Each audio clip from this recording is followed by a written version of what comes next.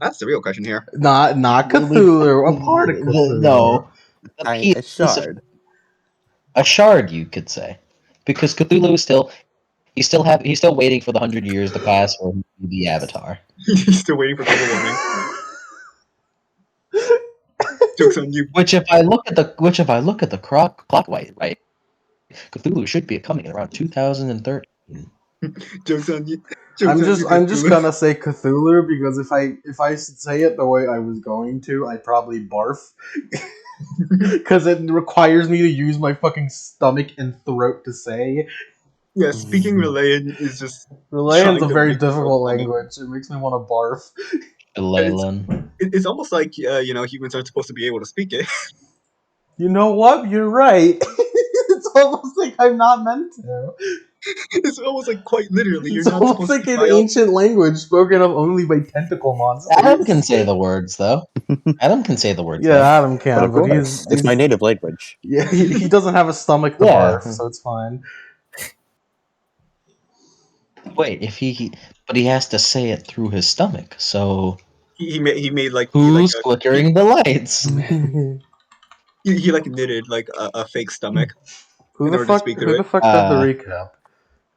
I'd like to just real quick. I just wanted to point out. I think it was me. I guess maybe it was Yank. It's Yank now. But I just wanted to point out. Earlier today, I was in the car with my mom, and I was going on my usual I was going on my bit tangents, where I would just kind of say shit that you guys are just kind of like, what are you fucking talking about? But and I don't think she's experienced them too often. So I'm just saying shit that doesn't really make any quantifiable sense. And she's just like, we stop talking. Is that it? And, is that the bit? Yeah. You cannot comprehend the higher level of learning required. Yeah, no, you guys don't. She doesn't. She doesn't really. You have to have a high IQ. You have to have a very high. Are you saying that women can't understand? Yes. They cannot understand. I'm glad we're all getting into the Titanic mood of hating women. Very base. Go. I'm not a woman. So. Last time on the Titanic, Chiron and Calvin, they got into like a dance off against a demon, and they served that demon. So I forgot what he was given. I forgot what Calvin was given, but he was given something. Meanwhile, Margaret and Phil wait in like the boiler room for occult shit. They were always inside the room, so we kind of just waited there for like we kind of just stood there idle for like several hours. Don't forget the shunting. Oh yeah, I forgot. The shunting happened. The shunting happened. Margaret saw some like whack ass shit. Rich people were aliens, and she killed them all. And meanwhile, Calvin and Atom found the Nazis. Calvin learned what Nazis are. That's interesting. Chiron, Will, and Margaret fought a barnacle man and tried to go downstairs to unlock the cult door. Only on Yank running out of time for the recap music do I realize how much shit goes on the Titanic. Yeah. A lot happens. Will turned into Phil, got rusted, climbed out of the rust. Stuff happened. You still got just keep going. I put more. Just keep going, but you still got like a quarter of the way to go. We smelled the rust, man. We had to call it a day. We told the captain. We went back. We went back the next day. Killed that rust man. Opened. Hey, they're occultists. They're kind of like idle. Phil not Will. Will executed like 7 of them, and we left one alive to keep him alive. And the captain was like, "Oh yeah." And then the captain was like, "Oh yeah, okay, I guess this is all over, but we should remain on guard." And then we don't forget the clay dimension. Yeah, don't forget the clay dimension. Yeah, I just mentioned he got rusted. I didn't go into detail about the clay dimension. Also, the clay baby. He's like baby sized now. Oh yeah, Tiny Man. I forgot about Tiny Man. Wait, Tiny Man. Adam and Yank. But yes. Also. Wait, I'm gonna text him.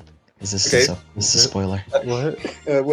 Will We killed them. The Titanic is sinking. Also a gasp. Will likes men and women. That's weird. Don't worry. Margaret will pray the gay away if they both survive. Anyway, now we're gonna fight a Cthulhu shard because reasons. Da, da, da, da, da, da, da, da, Ta-da, da, ta-da, da, da, ta-da. Jack and da. Paul doesn't exist yet. Not with that attitude. I don't know why we insist to start with this joke every time. What joke? Yeah, you're right. Should I start, or have you finished sending your message, Mike? Oh no, it was just a reference that I wanted to say like vaguely, but I didn't know how to say vaguely, and if I said it like I'd all be too spoilers because you guys haven't really watched. You haven't watched the thing yet. You haven't watched it yet. I guess so. Anyways, what? Oh no, there's a weird sound on the ship. Where the fuck are you guys? I mean, Well, Calvin's sleeping in his cabin. Yeah, I with remember. I John, think Chad, and everyone Adam. was sleeping. I think I said. I think Chiron is not sleeping. Yeah, Chiron Chiron is was Yeah, on well, the yeah, bridge. Chiron's. But continuing. Chiron is just wandering around the boat. if Margaret's doing patrols and so as well. Yeah, Marta was doing like patrols and shit. Okay. So if you guys are doing patrols, where would you be doing patrols? In the lower decks or on just regular deck?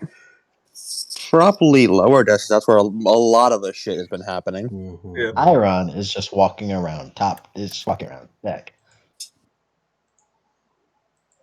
Alright. So Chiron being on deck definitely saw it happen. You definitely saw just fucking skid on a fucking iceberg.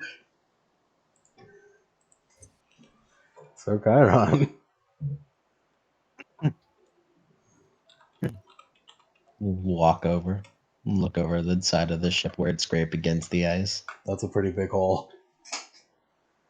Hmm. It looks like water's Hmm. already rushing on. There's like a genuine deep frown. That's not very good for me.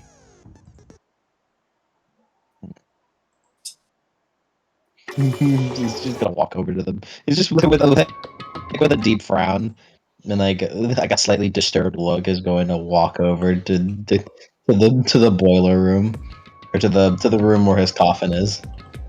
It is in the cargo room. Yeah, the cargo room.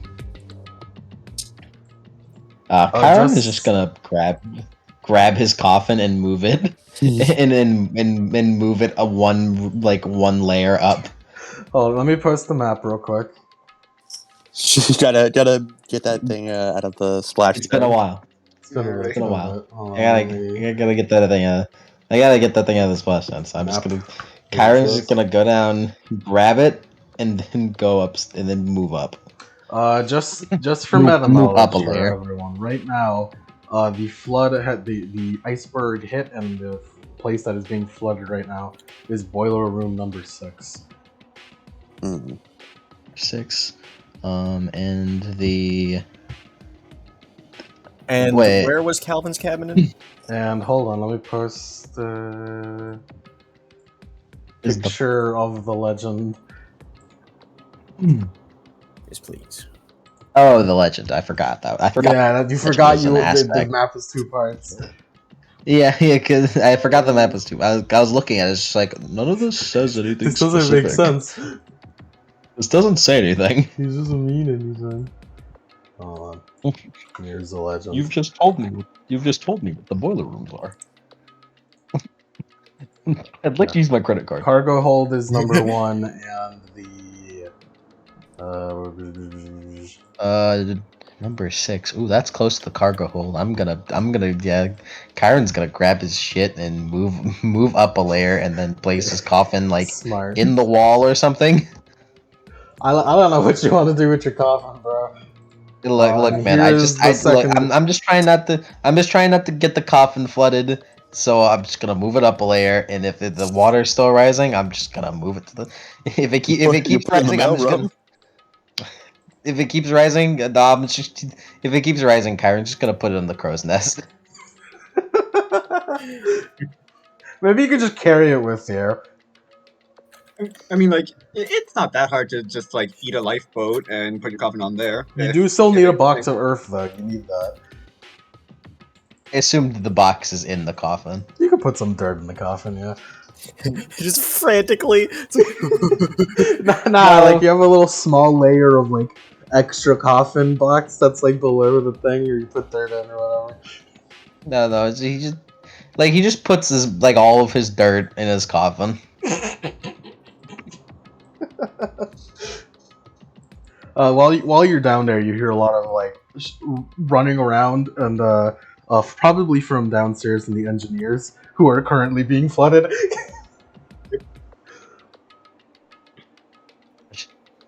What a shame for them. Like the entire time, he's like his face has gone from the neutral nothing face to just frown, slightly distressed.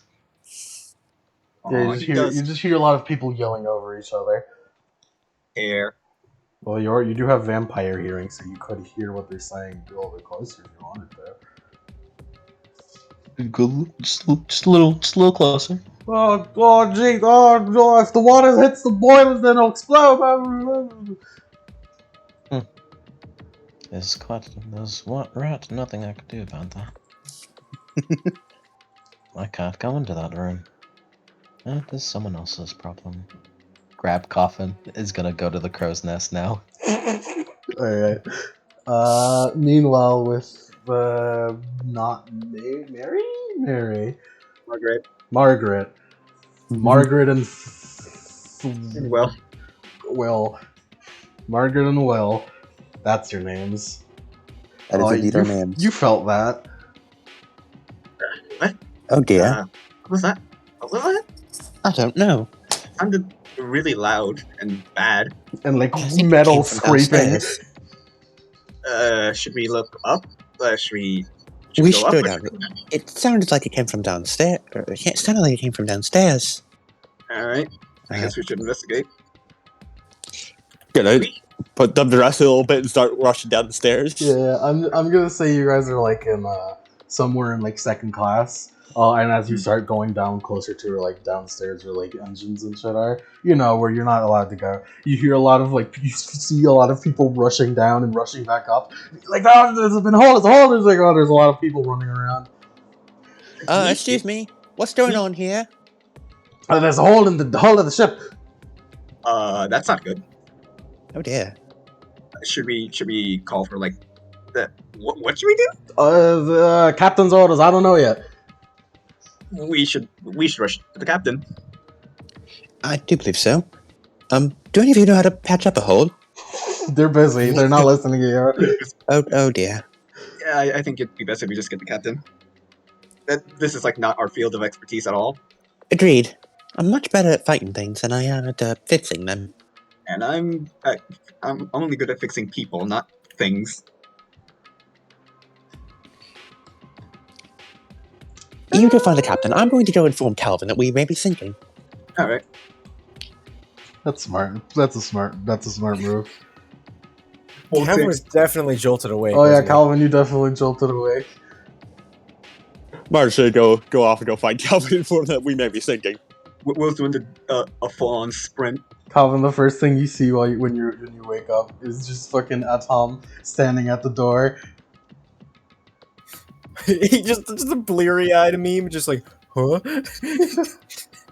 It does be gone.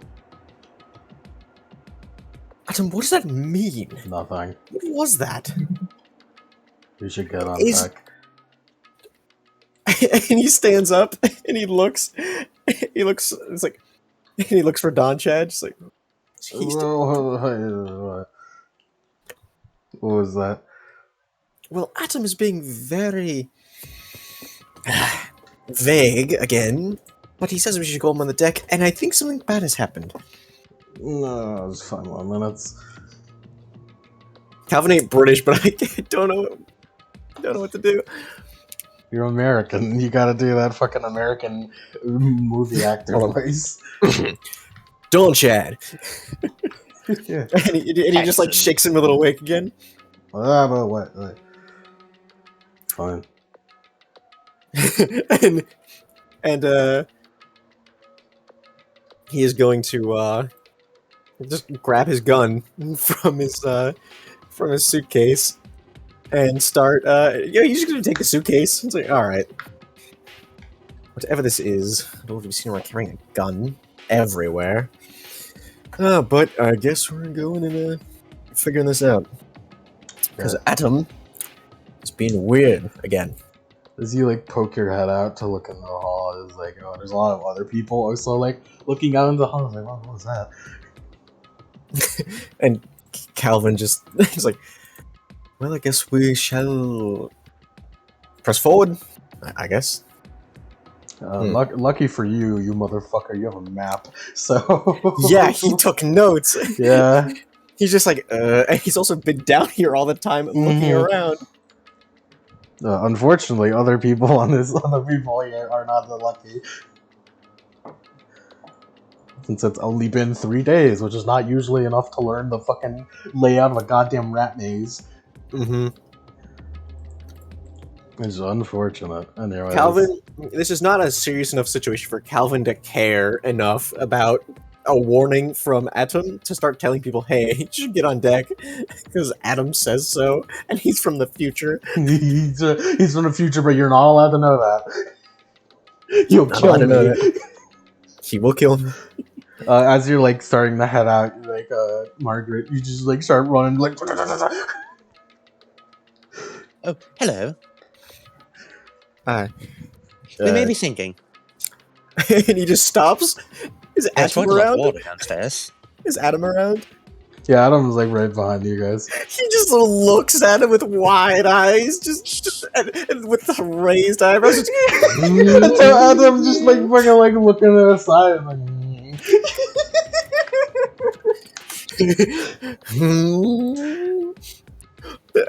There's that one image that I can't find, but it'd be perfect for it.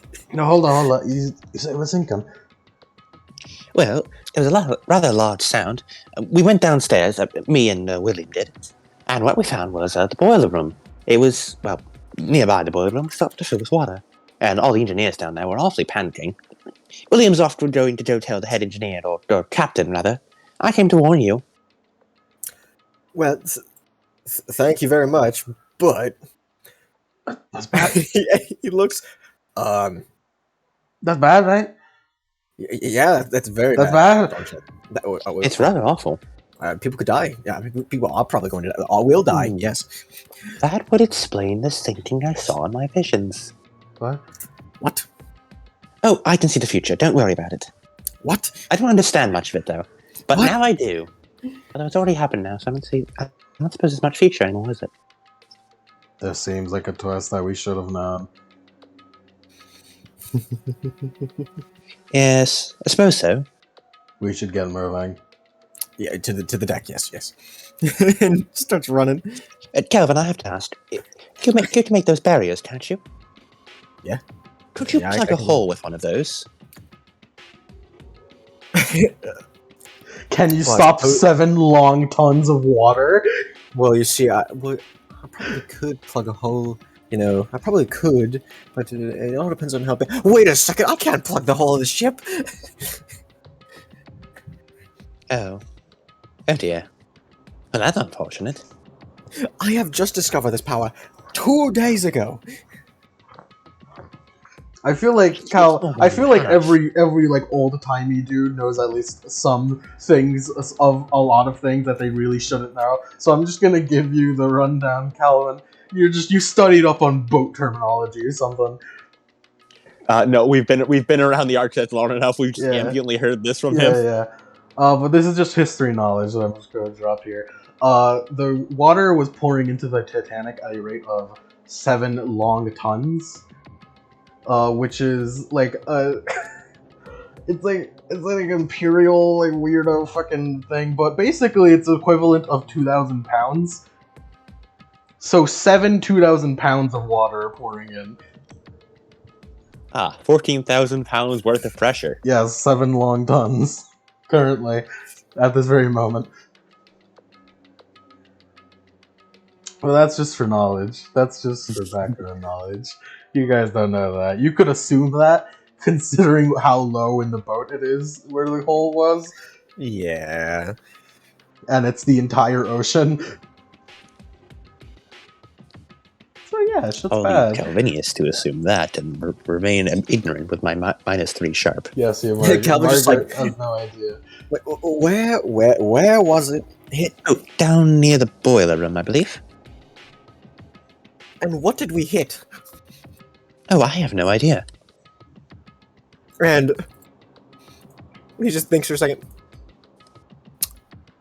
Well then, we are sinking. We need to get out of here now. Irrecoverable. Can't fix it. We need to go. He clutches his briefcase a little bit and starts walking. Come on, dog chat. yeah. Alright, I'm actually gonna, like, stay here for a bit. I'm gonna get everyone out of here. I will assist in that. Yeah, let's do Calvin that. just stops in his tracks like, you're gonna do what? What? Can't just leave As a him member there? of the Order, it's my duty to save people. But- And don't Chad, you're a very nice person. Yeah, they're my people. I guess that is true. Although I will say, I have no idea where I'm going. I do. He slumps. But you have to know that they would panic at the first sign of "we are sinking," and he throws his hands up. Mm-hmm. But we could get them all on the deck before any of them know. You know, single file line, you know, that kind of thing.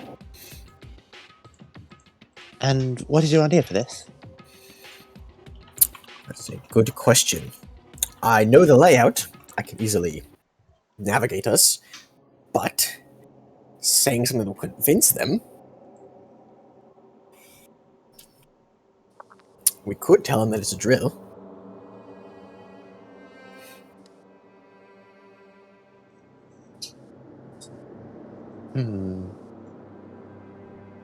Or that there is a massive fireworks show going on up on the top of the deck. And that was what the shaking was.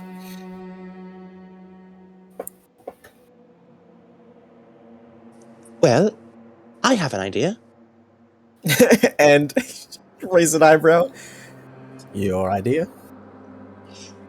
Are people starting to gather in like the Yeah, hallways? people are like, pretty much everyone has opened their door. I'm like, what's going on? I heard boats and what? Margaret cups her hands in her mouth. Everyone, attention please. This man here is Calvinius Ford. And he's made a grand offer to all of you. He's buying everyone dinner tonight in the first-class cabins. Or Just looks at first-class dining hall. looks around. Yes, yes. As you know, a famous actor of my prestige has loads of cash to go around, and I've helped you out in the past, and to be honest, you've grown on me. Give a big, big smile. I feel bad for you, Paul. I'm going to do a charitable act and help you out.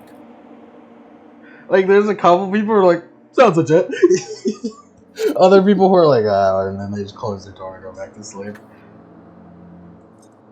Oh dear. How many people are out in the hallway? I'd say like a quarter, because it's really late right now. It is about. All right, let's ferry these people up to the top deck. Yeah. Just, you know, calm, collected. And what would you like, madam? You just talk to some random person. I was like, I don't know what rich people food is. Ah, yes, nice cheese. The rich are very fond of the cheese. You're just bringing all these people up. Yeah. Where's Phil going? Phil was going to the captain, right? Yes, but he's also not He's here also currently. not here. Yeah, you're right. Chiron, Hey. Hey. It's Chiron. Yeah, that's me. Yeah, Chiron. You've brought your coffin to the crow's nest. Yep. You notice there's a dead man on the deck? He seems to have fallen from the crow's nest. Well, what does the sign of death look like? Sign of death. The 7 signs of death. All the blood outside the body. It Recovery seems precision quick. head removed from the body. It seems he's All fallen. burned up. He fell from the crow's nest and just like fell wrong, like straight on his head and snapped his neck. What unfortunate for you. Like leans down, sticks a finger in the blood. Slurp. Might as well slurp him up, get rid of the body. Nobody needs to know. Yep. Just grab him. Just grab him one-handed and just toss him off. It's a waste of a perfectly good body. Yep. You toss him no. off and you just start climbing up the crow's nest, but then the camera lingers and the body keeps thrown off, and there's like bubbling, gurgling coming from the water. Ooh. Anyways, you put your coffin in the crow's nest. It's kind of awkwardly fit here. It's the highest point in the boat, so I need it to not be in the water.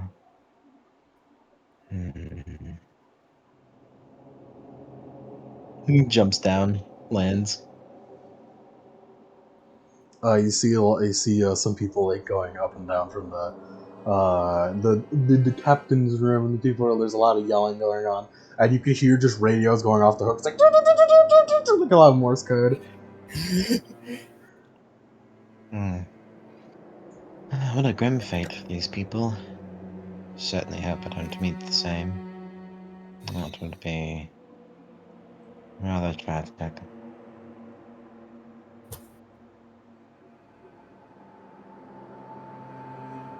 And around the same time, you guys are bringing up the gang of people up onto the deck. You guys being Margaret and Calvin. Yeah. Margaret used up all her smarts of the day, so she's just following behind Calvin now. Nice. Right. All right, everyone. We are here. The deck. And then Calvin leans in. Okay, do we tell them that it's sinking now? I don't know. Charon, just to them walk up. Yes. Karen, there you are. Hello there. He leans in. Are you Hello. aware that we are sinking? Yes, I was there whenever the Karen says at full volume, which admittedly isn't that much, but Yeah, no, for Chiron, yeah. This is basically a whisper considering how many people are here talking. yes, I was aware that the boat has been scraped in the side by an iceberg and seems to be taking on quite a bit of water. An iceberg? Yes, that is what it. Oh dear. Also, no one's going to freak out over the dead body because there is no dead body. What dead body? What dead body? I fixed that problem. Don't worry about it. You see, like, one of the, people, one of the workers here, kind of comes out and sees the mass of people and shit on the deck. It's like, what? And he looks a bit confused. He's like, well, what are you all doing out there? He, comes up to you, Margaret and Calvin, because you're the main characters. So that's evident, don't I? We have the distinguishing hairstyles. Yes. Is Don Chad with us, or did he stay down? Don Chad is trying to convince people down there. All right. It seems as though the people here are trying to avoid being sunken by the sinking the ship. I mean, yeah, but the first class is supposed to get evacuated first. What? Well, we brought them up so, they could reach lifeboats. He kind of gets a weird look, and it's just like, I'm just why? Well, the captain's already enlisted evacuation orders, but the third class is not supposed to leave until first class and second class are out. Calvin turns up his face. What kind of order is that? That's just how the evacuation works on that's how orders work. But That seems rather ridiculous. It's policy. The hole is at the bottom of the ship. It will sink. It will. Leaving people to die down there, it doesn't make any sense. The first class should evacuate last, since they're closest to the top of the ship. I don't know, man. That's just how they order. That's just Then how why policy aren't why aren't they up here? Also, most of first class is already dead. Yes. Lots of What things. What are you talking about? They were Lots of mostly bugs. Cult shenanigans. What? Yeah, there was a cult aboard the ship, apparently. What? That's neither here nor there, though. No, Pretend you didn't hear that. Suppose. For now, just know that the third class is ready to evacuate. Karen just looking out into the ocean, like listening to this. Well, I suppose the boat's is not going neither here nor anywhere. If First this class. were a I should go less... tell Edward. I'll be right back. You, good luck, Calvin. Chiron. Yes. Yeah, be careful. This is weird. Be careful. Yeah, and Margaret just like runs off to go find Edward. I'll follow. Calvin's weirded out that he's feeling things for people. Yeah, Calvin and Chiron, you guys are just like on the deck now, and you're kind of like arguing with this guy about the lifeboats and shit. Calvin's arguing. Chiron's just Chiron's just Calvin's noticing. arguing. And Chiron Calvin's probably notices this first, as like people are arguing and a lot of people are like confused and like hearing about a bird singing and getting kind of scared. You hear like a kind of like bubbling sounds, and then over the side of the deck you see a like a hook onto it, and then like a weird fucking fishy thing kind of starts climbing its way onto the deck, and then you see all around the deck more hooks start like coming up above it. Kind of like shuffles over to Calvin, tug at shirt. Yes, Karen. The fish things are climbing up the boat. What? He looks. Turn around. Oh shit, that's a fish thing. Oh fuck, that's from the fucking weird place. What?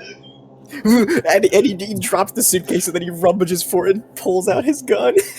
You pull out the gun, the guy behind you's like, whoa, whoa! And then he like looks over, he's like, whoa, whoa! And then everyone else looks over and they're all like fucking terrified. No, because he has his gun. And he has the new gun that he got from the German. Hey, yeah, you got the broom handle. He leaves his little revolver in there and just pulls out a Luger. Just like, yeah. I mean, it still looks like a gun. Yeah, a gun looks like a gun. gun. It's close enough in time till you can still tell it's a gun. Welcome back, Phil. And we'll leave, and you pull out your gun and point it at the fish, and then a lot of other fish monster people are coming out. It's like, ooh boy, this looks bad. But meanwhile, with Phil going to the captain, Running at full speed. what is full speed for you, Will? Oh, well, I'm just imagining the Devilman Crybaby thing. He's just on all fours, basically. He's doing the Devilman Crybaby run on the stairs, but he's doing the Reggie Ice sprint. Yeah, you just start going up and going up, and you like come across right before you get to where the captain's room is. You get to where the radio room is, and you're like, and then there's like a couple people outside like banging on the door. It's like, what the hell? It's locked. Can you see the lock? Yeah. He's gonna shoot the lock. Alright, that's pretty good. What? Roll on this be. I mean, he could. I mean, if he's like standing there, he could just do it at point blank. Yeah, you could do that. Yeah. Yeah, you just shoot the lock. You shoot the lock off. It's like, what the hell locked the goddamn? And then they just start flooding. They coming in. Did somebody lock? Wait, I don't know. Someone locked the goddamn. Someone locked the goddamn radio room. I shouldn't be surprised considering the recent string of sabotage. Also, do you know where the captain is? Upstairs. Alright, going upstairs. You just go upstairs, and you see the captain, who seems to be a lot more injured than he was last time. He has like scratches on him and blood on his white captain's thing. Yes. Are you alright? Yes, I'm fine. We hit something, and I think the boat's an iceberg. Should we start evacuating people? Yes, I've already given the order. Can you assist me? Because everyone's still downstairs. No, I need to coordinate everyone from here. All right. But be Is careful. there anything? The Colt's already moving. Shit. I couldn't steer the ship out of the way of the iceberg because I was fighting the leader.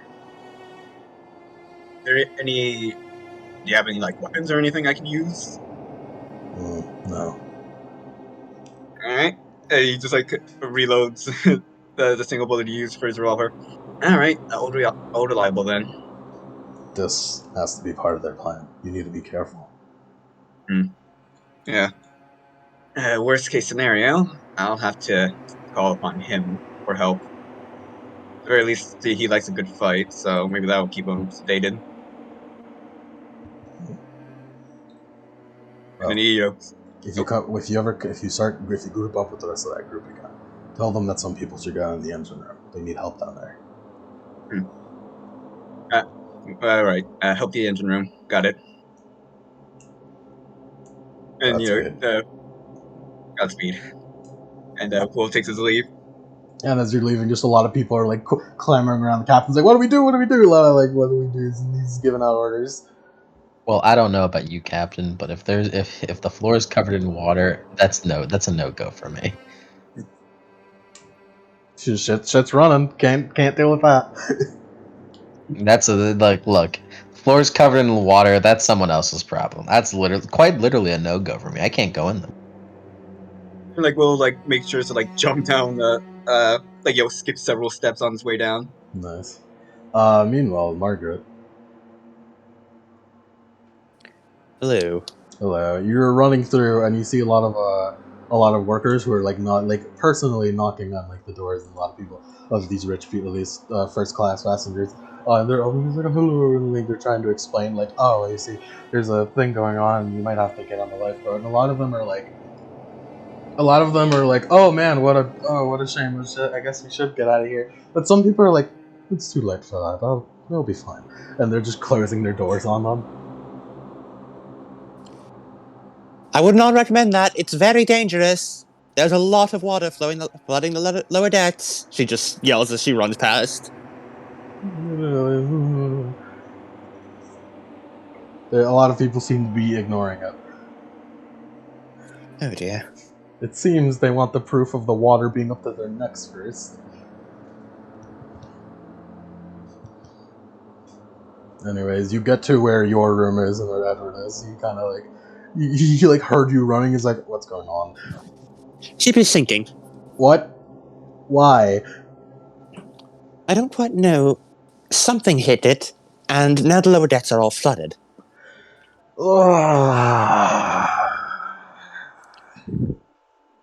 Don Jared Covenius and I escorted a small amount of the lower classes up to the deck. However, I do believe there's still an argument going on. And it seems the first class passengers around here are not very active in their attempts to retrieve themselves from the boat. Do you have any knowledge from your vision? Yes, somewhat. I remember singing, the boat breaking in half. I assumed it was a metaphor, but clearly it was not. That's bad. That's very bad. And I do believe I remember something in the ocean that was making it happen. This is bad all around. I counted the lifeboats earlier. That's not enough for everyone on the ship.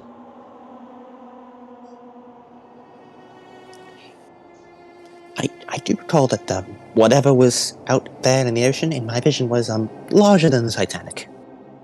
That's bad. That's very bad. Yes. That sounds cult-related. It does indeed. He seems to have a lot of problems on this sinking boat. Alright, let's go moving. Indeed. Although I'm not quite sure where to yet. I suppose I should go back down to the Covenius. Yes, let's group up. Let's hurry.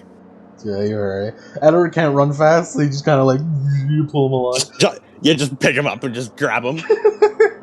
Oh, how terrible.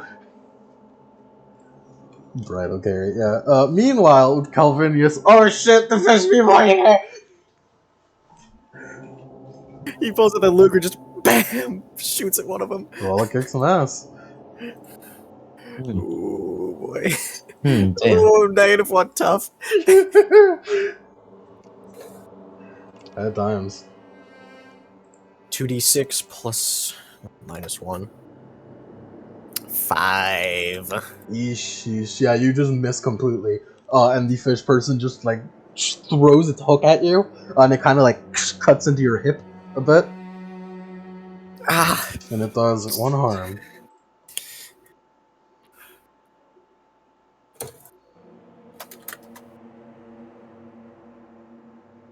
No, dear. Are you okay? Get them! You hear I like made them do it. the mob of people like gasp like oh, and they see blood and like they like now they know this shit's real. It's like oh fuck. I will try. Karen walks up.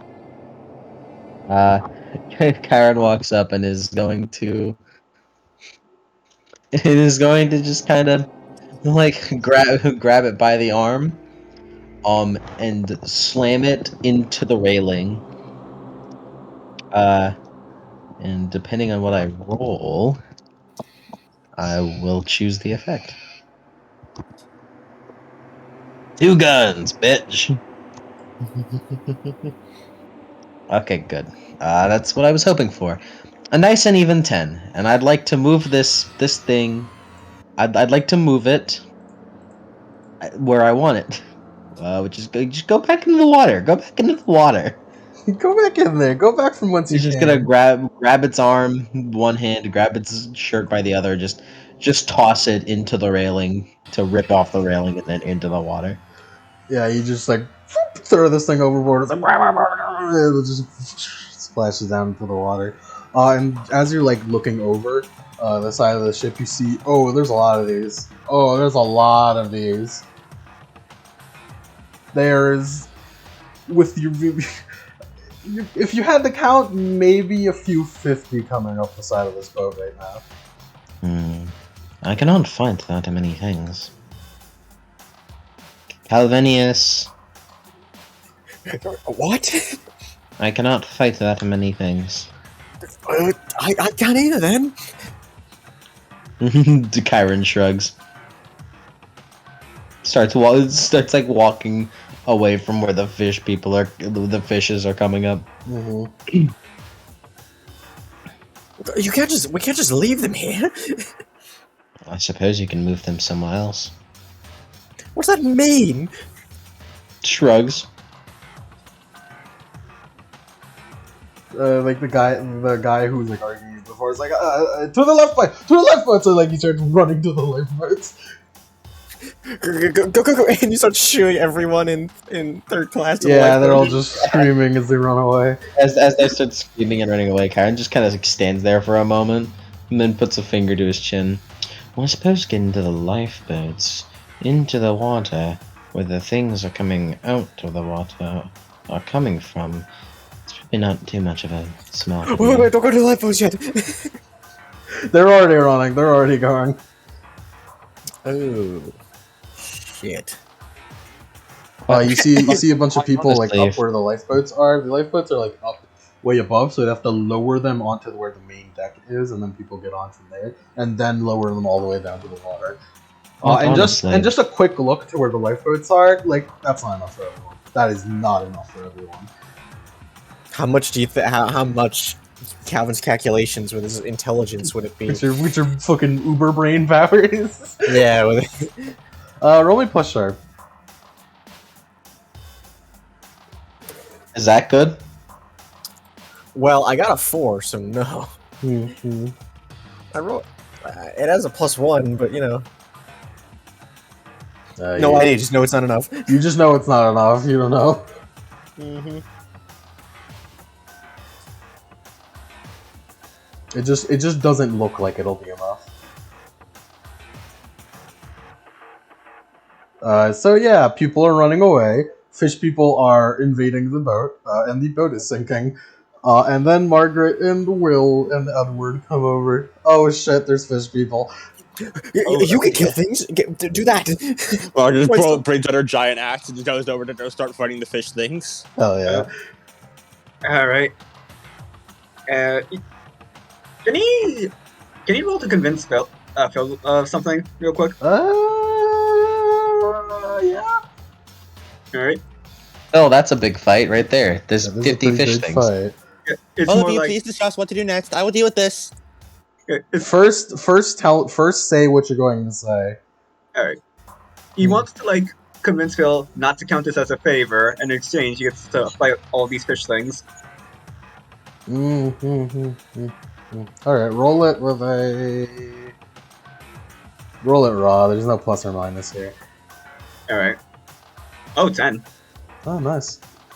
Sounds good to Phil. Yeah. That's All right, you that's guys a are lot in of the fucking open. fish people. Hell yeah. All right, time for some calamari. What the fuck is calamari? Don't worry about it. Then he transforms and starts running to go start slicing. You two could roll to kick some ass. All right. Edward just goes up to Calvin's like, what is happening?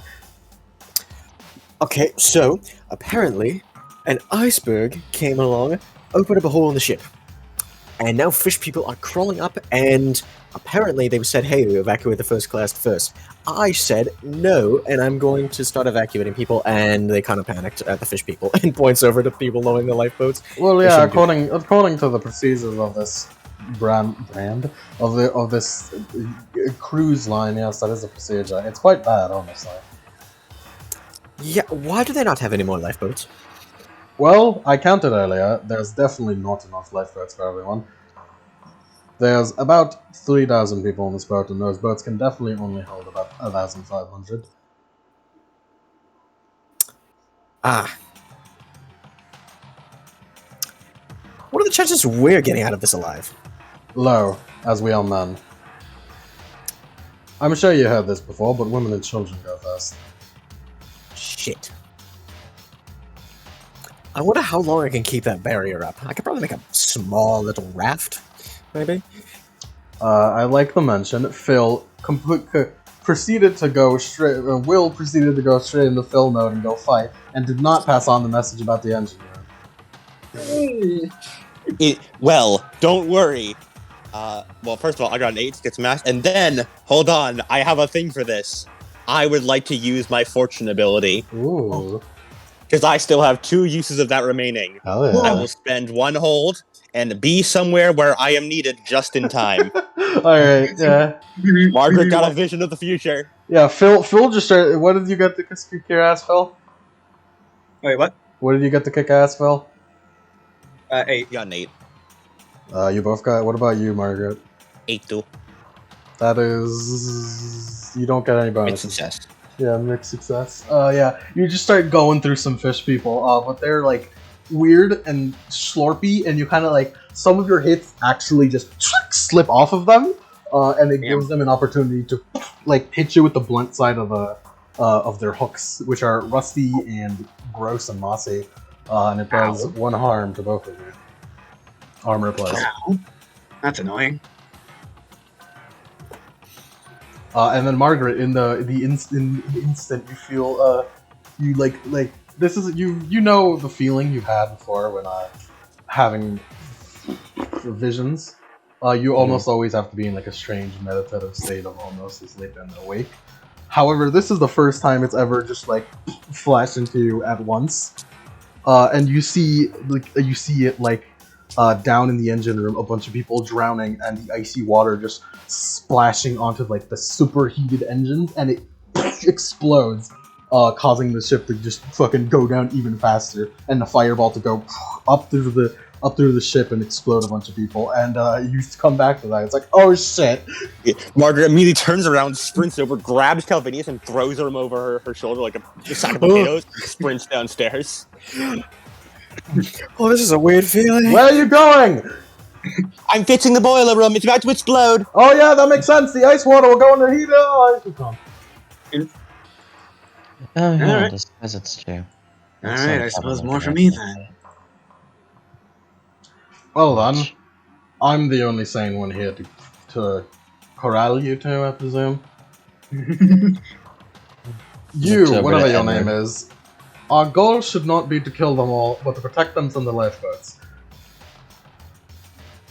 Oh, you mean the lifeboat? Oh, you mean the lifeboats I poked holes in? You what? Oh yeah. I poked the hole. I poked holes in a few of them Why would you do that? because it's a lottery. And also, I'm not really a fan of humanity, honestly. Alright then, well, I have some fixing to do. At least you know the problem before it's become one. Yes. What's your deal? Are you referring to I? Yes, you. What is your deal? What manner of question is that? As in, what is? Can you fight? I suppose I can. Great. Keep them off the lifeboats. Just frowns. Do we roll again? Fine. Yeah, kick some ass if you want. Aaron will roll to keep them off the lifeboats. All right. A little begrudgingly. All right. 9. Oh, a Edward, 10. Edward is a bit of a bastard. He's just like immediately assumed the control position. Karen got another 10. Nice. And Phil got a 9. Nice. That does give you bonuses. What bonuses? I want keep them where I want them, which is away from the lifeboats. Alright. And Karen is using hands and claws, which I think deal 1 harm. Oh god, hold on. I need to turn on my lights. Oh yeah, and Phil's claws do a +1 harm. And what about Phil? He got a 9. Yeah, Chiron, you're doing fine. You're just like fucking palm heel striking them back off into the ocean. Phil, you're actually getting a bit overwhelmed, but you just do like a. Whenever you get overwhelmed, you do your fucking release move where you just spin around. Yeah. He does a DP. Yeah, you do your burst. Did you take harm from that or no? You do take harm. You take 1 harm. Ow. Remember, Sounds like kicking, someone kicking should ass pick automatically gives you harm. Alright. Sounds like someone should have picked the immortal power. Yeah. I probably should have. Never. Anyways, No, that's meanwhile, with Margaret and Calvinius, you have run all the way down, and as you're like coming down, you see a bunch of people in the mailroom. Like, Melvin's right, get the mail out, get the mail out! And a lot of people are like over there. Like, you could see the water's already like kind of the mailroom. Oh dear. I would not recommend getting the mail. I think it's already too late for that. Please just try to save yourselves. It's paper. It doesn't matter, really. But we can't spend too much time here. They're Every busy. second we waste is another second the boiler could explode. Yes, but what are we supposed to do about the boiler? I don't know. I was hoping you could plug it up somehow. Do you think I could do that? It was worth it. It was either that or we all explode. And he just groans and keeps running. Gonna run downstairs towards the boiler room. Yeah, you run downstairs towards the boiler room, and you see a bunch of people like currently like closed, like spinning around like a watertight door. Excuse us, coming through. We can get to the boiler room. What the hell? Who the hell are you? Doesn't matter. The boiler room is about to explode. Sent by the captain, yes. Yeah, We we're trying are to turn off the. We tried to turn off the engine, but the water's already too high. We can't go back in there. It won't work. It'll explode. Well, I know that, but we have no options. Well, If it explodes, we're all dead, regardless. how do I turn off the engine? How do we turn off the engine? No, well, there's a vase, and you gotta close the thing, and you gotta. He does like a bunch of motions, like he knows what he's doing, but like he's no idea how to explain it. Look, if you are able to do it, we will protect you. What? Water? It's flooding in there. If it doesn't work, then you'll die anyway. It's about to explode. You feel like you're wasting your time arguing, Noel. Marge should run in there. The watertight door closed. Marge should weigh her options and Open it, please, right now. You can open it yourself, Margaret. yeah, she'll just open it herself then. You have the strength for it. You don't need a. You don't need no man. Yeah, she can open up the watertight door. What's she see behind there? Roll plus stuff first, because this is a watertight door. Okay, I got an 11. That's great. Yeah, you're good. You just like rip that thing open. And you see the water is getting very high up. You see like the hole where it happened, and the water's already basically almost completely flooded the engine. And the water is like literally boiling. It's like it is like about to go. Kevinius, please plug that hole. And Calvin is just going to... And throw his hands up as the amulet glows. He's gonna make a wall. Roll for that, because this is a lot of water. Luck. Oh, luck, yeah, sure, luck. Yeah, you just lose your luck. It's like, whoa, fuck, oh shit! You feel like all the water pressure is being put onto you as you're like holding that thing up there. Mark's gonna go in there, try and avoid the boiling water as much as she can to try and reach the engine and look for some sort of way to turn it off. There's a lever, but you definitely have to go through boiling water in here. This is going to hurt.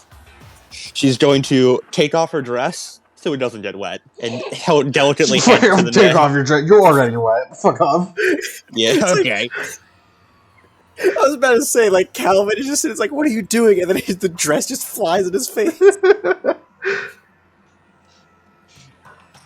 There is some matter of logic to it, considering it'd be slowing her Yeah, down. it would drag you down. That happened a lot. And there's a lot of fucking metal. Yeah, that in happened too. a lot to people in Titanic, actually. Yeah, she fucking takes off that dress and just throws it at Calvin. Hold that for me, please. Oh god, it's indecent. She's got like undergarments. Yeah, she's got. By God, she has full body leggings. Oh my gosh, she has like full body leggings and a tank top. Calvin, just like his face is being red. It's like It's a long sleeve shirt. Oh god, a long sleeve shirt. Oh My God, do that. you Stop can that. see her hands, my and her god, ankles. this is so indecent. Calvin just looking at the hole. It's like, okay, the fear of death that weighs off. The fear of death and the feeling of water pressure squashing you alive. Plants her giant axe in one corner. Oh boy, this is going to hurt. And she dives into the boiling water. Nice. Roll plus cool. She's pretty good at that, actually. Because this is acting under pressure. Acting under literal pressure. Water pressure. Got another 11. Nice, nice. Yeah, okay, you're gonna take 1 harm. No armor does not apply because it's boiling water. As Okay. it scalds the fuck out of your skin, and you feel like, ooh, is this what like a frog feels like? It's awful. It's terrible, but you just get to the handle, and it kind of like it burns a little bit, but like the water's icy cold enough to where it's not that bad, and you just like close it, and like it just closes the thing, so like it stops the fucking. There's like where you like throw in coal and shit. Mm-hmm. Those things are open, so it closes it. And that averts the boiler explosion. Yes. Yeah, then she climbs her way back. The people in the other rooms are like, that is a lucky break as to stop the engine from exploding. Usually the ice water just touching the engine itself would explode it. So they're just like, take out the coal, take out the coal. They're trying to cool it down before the water gets to it. She'll help take out the coal. Yeah, but you get out of the water, you're just like, oof, that fucking hurts. Oh. Calvin, you're being crushed alive. Mr. Engineer Man, is it okay for him to let go of the water now? Get up. Okay, Calvin, we're getting out now. Pick me up, I can't move. She pulls him. Yeah. Pulls him. You yank him out, and he like the second you like yank him away from his anchored position, he just like starts coming down, and the guy just like, help! She closes the door. And like who does her with the jet? Please close it faster. He just like Calvin gets up and tries to help. You just stop her. He's like, that could have been what. She got another hole open to the side. Oh dear. Shit's bad down here. All right, now, and he looks over to her, and just says, "All right, I have to go find Dawn Shad before he gets himself killed." Okay. I'll continue helping down here if I can. And he's gonna run off to Dawn Shad. As you're running off, you get back up to where the mailroom is. They're still like scrambling around in the mailroom. And they're still scrambling around. Mm-hmm. It's almost like attention's being brought to the mailroom a lot. Yeah.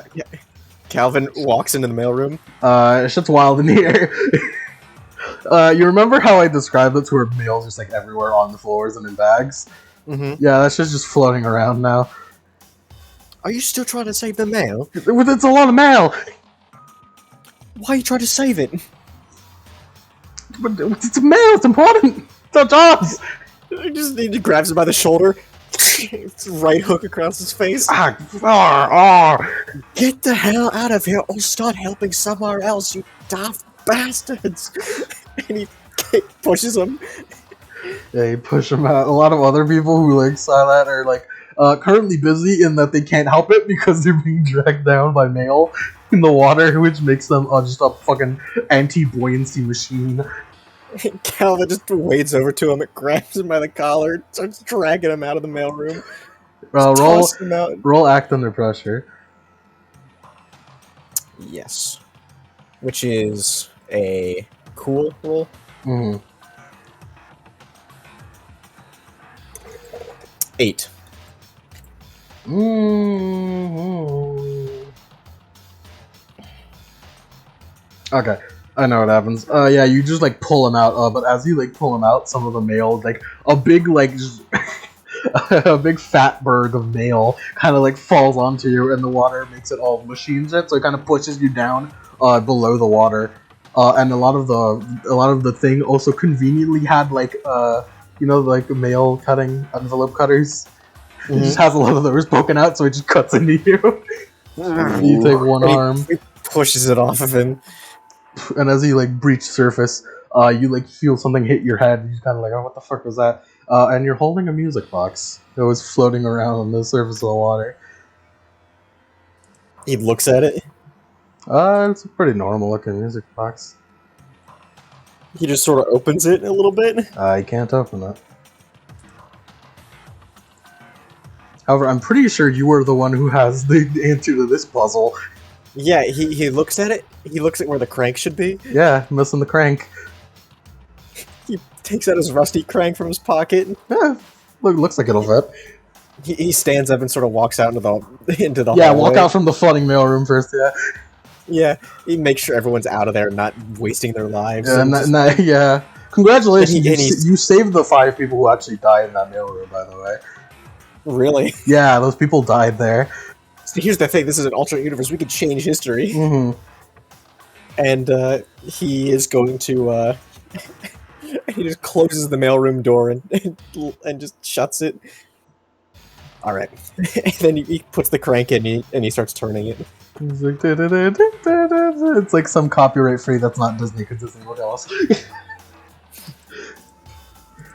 And it does sound, the melody sounds a bit strange, nothing you've ever heard before, like you've never heard this in a music or like a sonata or anything before. It's just very strange, you've never heard it before, and it sounds out of tune, but once you do it, it's like, it kind of opens up very slowly, and you look inside, it's like, oh, that's weird, that's uncomfortable.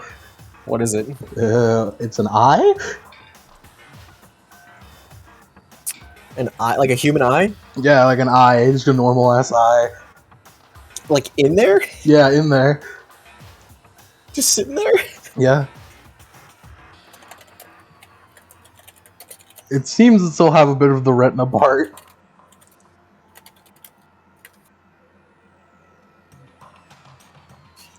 He just sort of looks it over. Huh. The pupil is greenish, and it has like a weird like shaped like iris.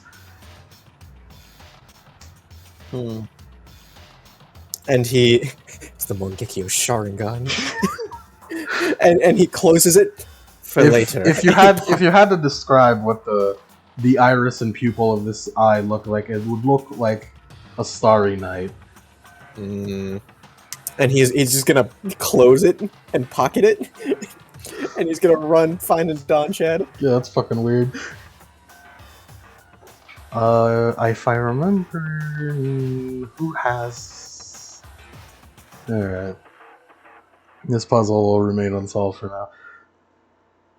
Yeah, you just run over to. You just start running. Meanwhile, with Chiron and Phil. Yep. Yeah, what's up? Y'all are fighting for your fucking lives.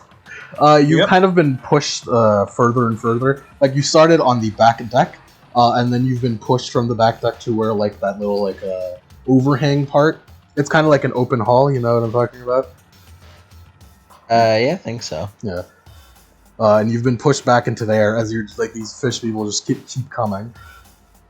However, Wait, the lifeboats are starting to be lowered, and a lot of other like workers have come out and seen that, and they're seeing you guys fight them. It's like, okay, I won't question that for now. And they're starting to like lead people to the lifeboats, and they're like, all right, women and children, fast, women and children. And they're like pushing everyone else away. Actually, It is like a mass over here. It's pretty bad. the fish people look like pretty brainless, right? They seem to have a modicum of intelligence since they know how to counter you. Can he use? Can Phil use Dark Negotiator on them, or like, do they have like enough mental capacity to reason? They follow a different person. They would not. You Oh. Phil, have an idea that like, yeah, no, these guys are working for someone else. You cannot negotiate with them. Oh well.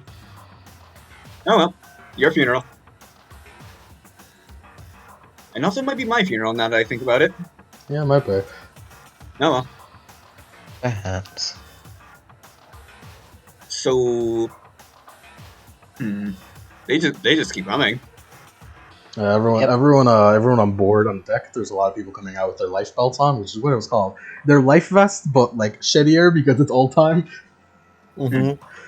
And they call them life belts, and they were white this time. And there's a lot of people. There's a lot of like also rich people who like come up and see all this, like, oh shit, they were serious.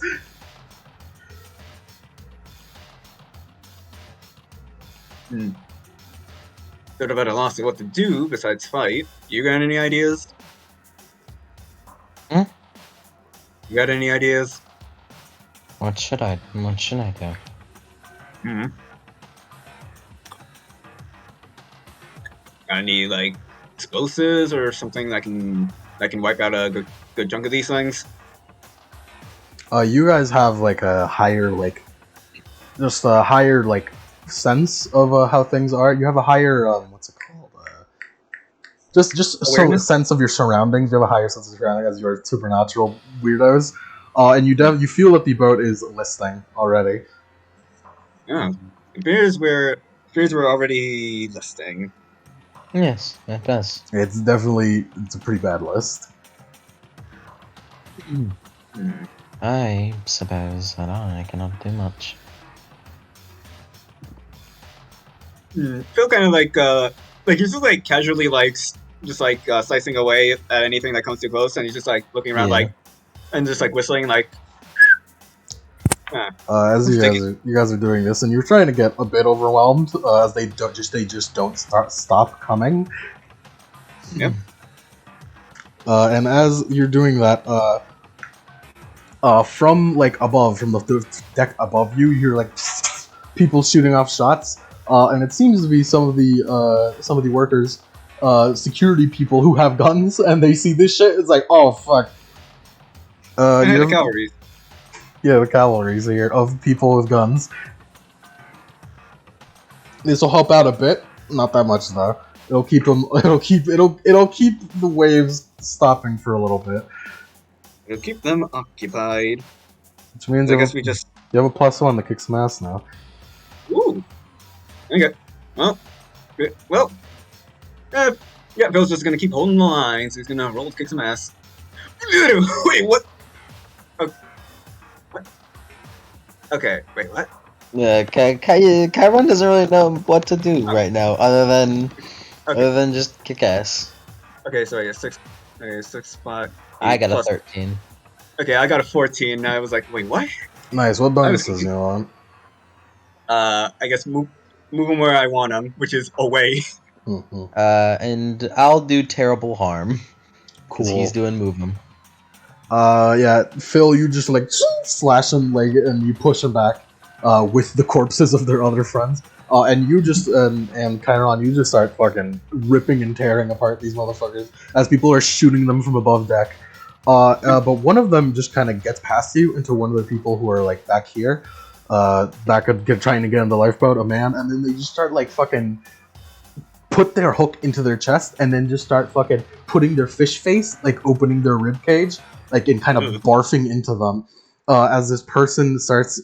First, they die. Firstly, as they just fall over completely, and then they start having a strange, like, bubbly, like, egg sac coming out of them as they like get back up, almost like a zombie-like creature. That's not good. What a waste. Well, do you want to take care of those two, or should I take care of those two? Whatever you wish. That ain't good. Very not good. Chiron, if this doesn't remind you of the case of that weird shit that the captain showed you of people turning into fishy people. That's something the captain had mentioned to me. Now do you think about it, you wonder, where did that end up going? And then from the stairs from below deck, you see a lot of more fish people that are coming up from there, but they seem to have been wearing clothes, implying that they were people before this. Seems to be quite a bit of things happening here. Wait, you said the guy who just got turned was like near the lifeboats, right? Yeah. Phil's going to like how far would you say he can extend his claws? However far the plot needs it to be. It'll just look goofy. Can you do like can you do like Ryoko Matoya, like just needlessly expand it so he doesn't have to move that far and just slice those two? Yeah, you can. Alright, he's gonna roller kick some ass with this comically large claw. Comically large. Comedically large. 9. I don't think that gives you a bonus. No. Nope. Yeah, you just slice them. And as you like slice them, one of the guys from behind you just hits you with the butt of their hook for one arm.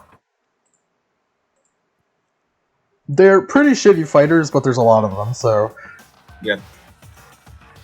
Well, on the bright side, at least they're incompetent. Gonna go down kind of easily. Meanwhile, with Margaret in the boiler room's engine room. So, what's your plan, Margaret? She asked the engineer, "Okay, what do I need to do next?" Well, we got to turn off the things, but we let the men go. The men got it. I see. Do you know anything else assisted? Any more boiling water dived into? Well, if we stop these first, we don't. I hope not. That's good. By the way, Margaret does not recoup her dress, so she realized, okay, I'm gonna have to be swimming. I don't want to be wearing this big poofy thing while I'm swimming. This guy's stressed the fuck out, so he just doesn't care. So she just like takes the belt from the dress, ties it around her waist, and attaches it like a bunch of black keys to it, like 10 black keys. What? And then grabs her giant fucking axe. I've seen weirder things today. That's fine. Yes. Now then, let's see. Let's take stock of things. Is there anything else urgent on the ship that might explode that needs immediate attention? Let me actually look to what an engineer right now would know.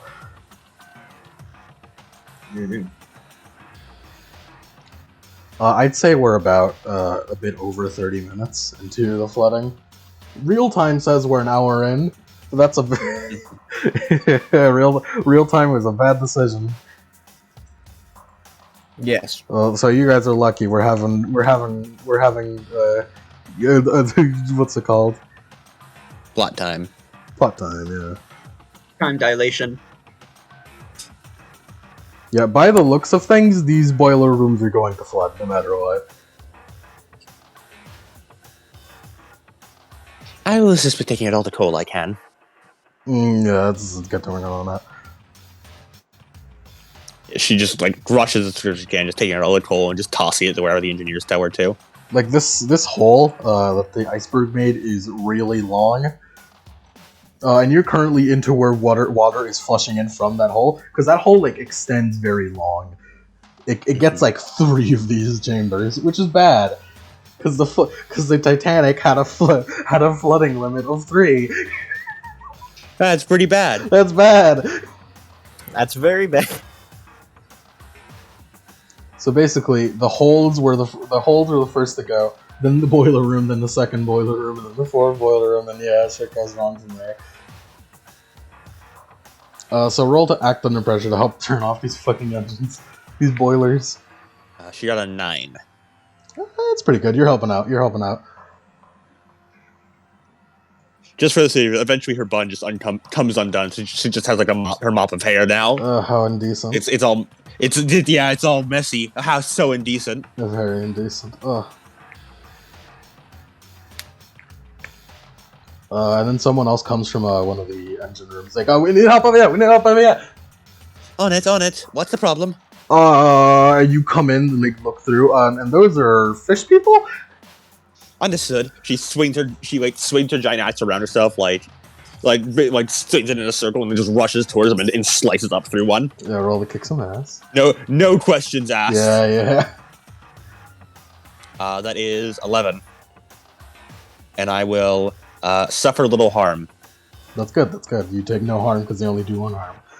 And my axe does 4 harm. Mm-hmm. You just slice these guys in half as they were about to get some help. Poor helpless engineers.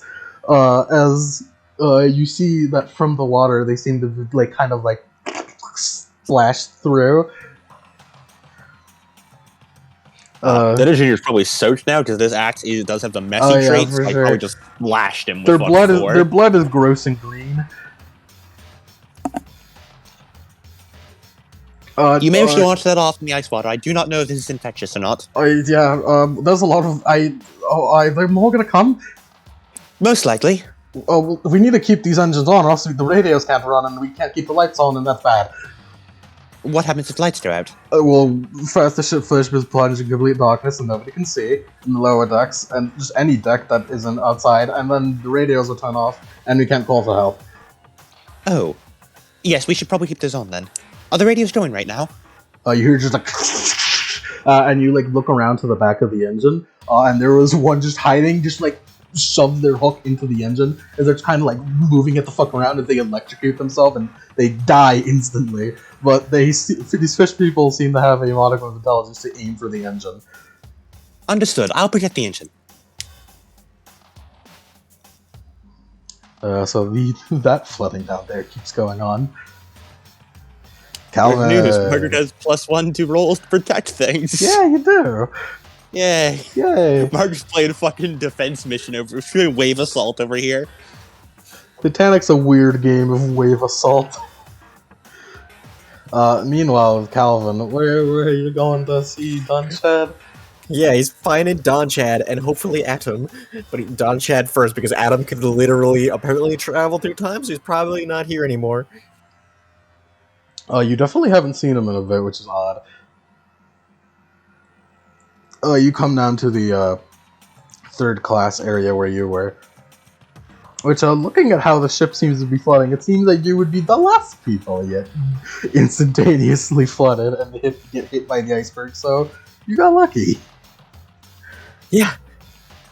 Because it's the front of the ship that goes down first. Yeah. Anyways, you get over there and you see a lot of people like being, stressed the fuck out. And then as you get even closer in, you see, remember those doors? The things that you use to stop the rust monster from coming to you? Yeah. All of them have been closed and locked up. And there's a lot of people like kind of pushing against them, like, what's going on?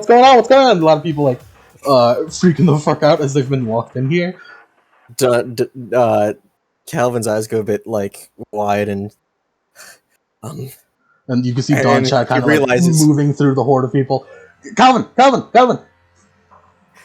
Don't Chad! And he pats his pockets and he pulls out the skeleton key. Yeah! Calvin, they locked us in here. Bastards! And he goes over to the lock and opens it up. You just open it and a flood of people just start running the fuck out of here. Is the skeleton key still intact? Does it break? It is still intact. And he kisses the key and puts it back in his pocket. The entire everywhere is locked. This one isn't enough. Everywhere is locked. Well, we need to give people a fighting chance, but there's not enough lifeboats. What? There's never enough lifeboats. We only get around 1,000 people. Fuck. Just fuck. He just says fuck. It's like, oh, fuck. Look, the best thing that we can do is at least give them a fighting chance. Throw some stuff overboard. We need to get the women and children Tables, off doors, first. everything. We need to get the women and children off first. That's the point. He puts like a hand on each one of Don Chad's shoulders. We're gonna die. We're gonna fucking die. That's what I'm saying. So, what we need to do is get a bunch of things and throw it overboard. The dining hall, just take a bunch of doors, take a bunch of tables, anything, throw it overboard. All right. You go do that. I gotta get all the women and children out of here. And Calvin takes the skeleton key and hands it to Don Chad. What is this? Look, I won it against a demon in a dance-off. What? But not important. Anything. It will open up any lock. Do not lose it. All right. It's what I used to open up this. It can open up anything. Don't get trapped down there. All right, I'm gonna go over. And Calvin heads up to the dining area. Don Chad begins the process of getting as many people out of here. And Calvin, where are you going now? Calvin's going to the dining area. To throw shit overboard? Yeah. Cool. Meanwhile, we're about... this takes a bit, and... So, let me just give an overview of what's going on right now. Kieran and Phil are having a fucking Muso wave battle up on top protecting the lifeboats. Margaret is having a Muso wave battle protecting the engine room. And Calvin is currently running to go throw shit overboard. And I say that probably goes on for a bit. Things are pretty calm, all things considered, for the first couple minutes. But yeah, shit's as you guys keep doing that, and it's pretty tiring. But you're holding out pretty well. And I'm gonna go to Margaret's perspective. Margaret, the water's oh god, it's everywhere. Mr. Engineer, is it alright still? The water basically comes down and floods everywhere at once. So basically all of these chambers are getting flooded at once. So it's at an angle. So all the way at the front of the ship is already basically completely flooded. The area of the engine you save has already been completely flooded. But the rest of these areas, you're already about knee deep. Which means that areas further ahead are way further deep than you. And the only exit, there's two exits. One of the exits is probably, considering you're around knee deep right now, it's probably almost completely reaching the upper decks by now. It may be time to evacuate the engine room, Mr. Engineer. You'd see him having a fucking bad time. He's trying to figure out what to do. I very much want to keep the engines running, but I fear that I don't believe they can anymore. There's a bit too much water. Margaret's, by the way, just really looking not great. Oh yeah, no. You get out of here. Pardon? I'll stay here and keep the engines running as long as I can. Absolutely not. No, Mess, you don't understand. Without those SOS signals, without the radios, without the lights, it'll be a much harder job. These engines need to stay on as long as they can. Then I'll stay defending them with you. You can't do that. You're frankly too strong for it. Oh. You need to go up there. You need to save as many people as you can.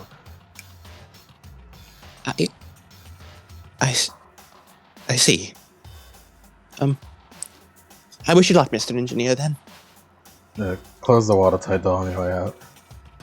She detaches one of the swords from her belt and hands it to him. As a last resort, just try stabbing them with this, if they get too close. Alright. I wish you luck, Mr. Engineer. It was a pleasure knowing you. Thank you. Goodbye. Goodbye. She turns around and wipes her eyes as quick as she can as she runs up and closes the watertight door. He just gets back to working on the engine. And Margaret will run towards where she's next needed.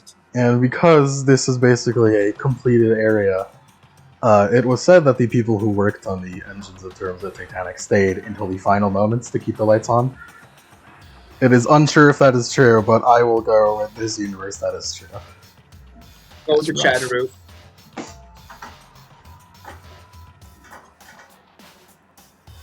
We need some more fucking stress music. Mm-hmm. I got it. Quick, put on music that gives stress. All right. So, Margaret, where do you go from here? Where's the area that looks like there's the most chaos going on? Right about now, the front of the ship, lower decks on the front of the ship are fucking wild right now. Go in there. Once you like exit and close the water tank door, it's like, oh yeah, this place is flooded. The chamber you were in before the completely flood changer, where you had to go in the boiling water, that area is basically completely flooded up to the ceiling. Oof. And right about now, the stairs up to the exit out of here, the stairs are about halfway filled with water. So you gotta do a fucking swim to get out of here. Yep. She takes a deep breath and jumps into the water and begins swimming through it to get out. You could just do this. You're ready for this.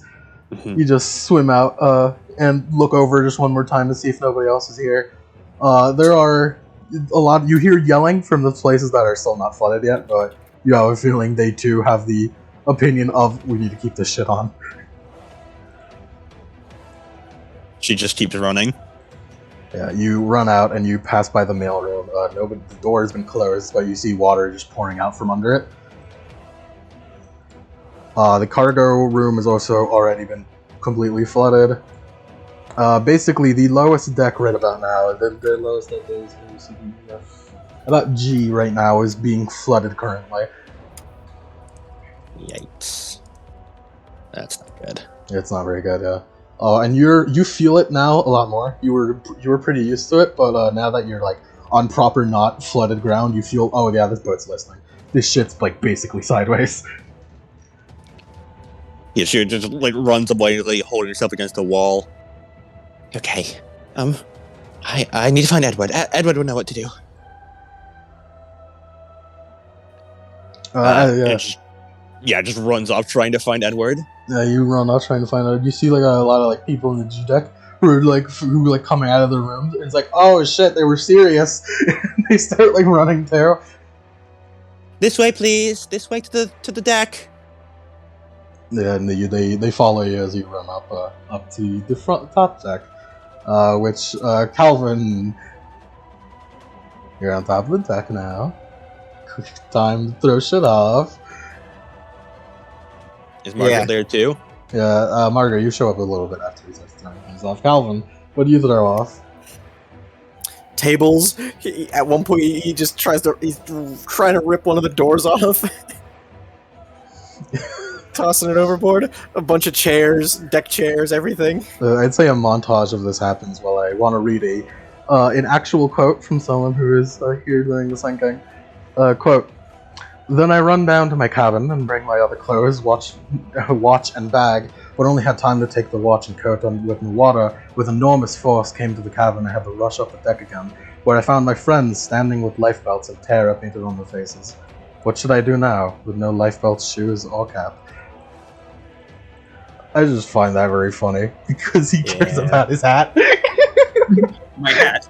My hat? What am I supposed to do? I'm basically naked. What am I going to do with my hat? I ain't got shoes, I ain't got life belt, I ain't got my fucking hat. My drip, it's gone, I'm gonna drown. Calvin doing this also inspired by one of my favorite stories from the Titanic, which was the drunk ass chef who just started, I'm just gonna drink myself, and then Oh yeah, that guy's already doing need a hand. Calvin walks over. it. Giga Chad. Giga Chad. People have begun to board the lifeboats right about now. Yeah, finally. Well, we're about an hour into the sinking right now, which is where shit gets real. Yep. Mhm. Yep. Shit's gonna hit the fan even worse. Oh boy. Margaret, you come up to where to the dining area. It's like, oh hey, it's Calvin. He's throwing shit off board. Hello, Calvinius. Margaret. Is there Toss any another throwing thing things over. off the ledge? Well, you see, there's not enough lifeboats, but we need to hang on to something. Understood. She kicks the table off the ledge. Calvin's like trying to force it over the edge. Can't do it quite yet. Kick. Okay. Do you know where Edward is? No, not Oh, really. dear. Have you seen Don Chad? He's supposed to be here. I was afraid I haven't. I was in the boiler room and it's lost. Ah, That The engineers decided to really keep the lights puts it. on. That really puts in your mind. Oh shit! This boat's gone. This boat's super gone. ugh. Calvin looks over the edge to see how much stuff is in the water now. It's like a couple of stuff. They're floating around.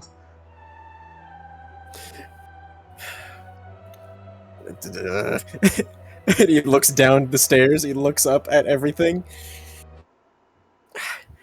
Is the power still on? Yes. They decided to keep the lights on. Not for long. And he just, find him, and have him throw some stuff overboard as well. Because I don't think you're a kind of woman to stay. I mean, to board a lifeboat when there are No. available. No, I'm not quite. I'm planning on staying. Right. Well, I would suggest that you throw things over, but I am going to look for Atom and Don Chad. And he goes back down There you go. Yeah. Understood. before the lights go out. Running. So Margaret, you're gonna take over the duty of throwing shit overboard. Throws a shit ton of shit overboard and looks for anyone who needs to be saved or any fishermen that need to be killed. Yeah, there's a couple fishermen wandering around, and you just like slice them apart. You don't even need to roll. And as you're Anytime like, she sees a fisherman, Mhm. instant. and as you're like walking around, you run out of shit to throw. So you go into like the higher class area, which I'm sure wood from high class floats well. And you go Mhm. into like the high class smoking room, and you see just a bunch of people just standing around smoking. Excuse me? What are you doing? He goes, hello there. Pardon? Just takes a big drag from his smoke. Oh, well, if we're done, might as well go down with class. You aren't even going to try to help the others? No, I don't think so. I see. How truly awful. You know, there are engineers down there, flooded in debts, drowning yet still doing everything they can to keep the lights on, and here you are smoking cigars at the top of the ship. Do not a single one of you have a shred of empathy for another human life. If you're going to die, at least die trying to help someone else. They're all silent. They don't know how to respond to you. They've never heard a woman actually make good points. I'm going out there to help as anyone I can. Feel free to die here in your room if you so desire it. And she runs off. Yeah, Margaret. Margaret. A woman being based? How impossible! That is a real thing. I'm sure you guys know. Yeah. About these assholes who were just like, well, we don't know. I might as well go to my cigar. But a woman said, good point, but a woman said it, so. Okay, didn't ask Even for more, it. she's pretty much in her undergarments, soaking wet with her hair just flopping around her head.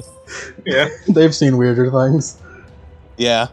There's fishermen out there. Yeah, there's fishing out there. You're probably pretty sure that some of these were aliens, but fuck those guys.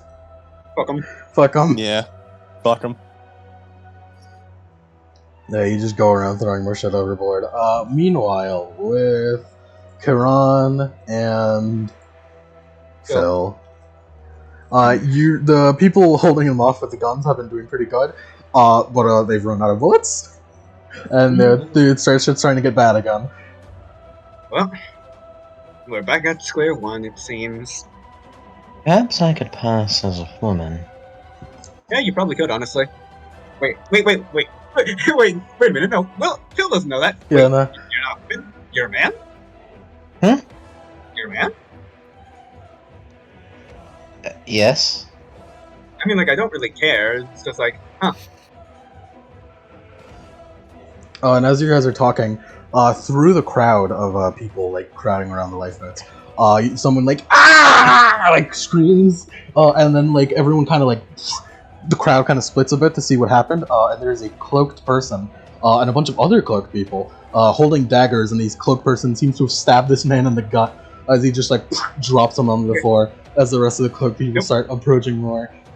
Alright, Phil is going to extend two of his claws into a comically large scissors and slice all the cultists. And he's gonna spend luck on this one. Ooh. While he's doing that, Karan will make sure the fishmen from behind him don't get any funny ideas. Another 10. Nice. Oh, nice. If you choose to put them where you want them, neither of you will take harm. Alright. Well, they only do one armor, and Karan has one armor, so. Yeah. I mean, yeah. I'm talking about Phil won't take harm if you do choose that. Yeah, then I'm gonna actually, like, he's going to like grab them with the scissors and then like flip them over to where the fishmen are before killing them. No, you can't do that. Alright, then he's just they're like under the roof area. So like you can't exactly do that while cutting into the roof. So, but you can cut them in half. Yeah, but I kind of want. You know what? What's one more harm? Terrible harm is what I'm gonna do. Woo!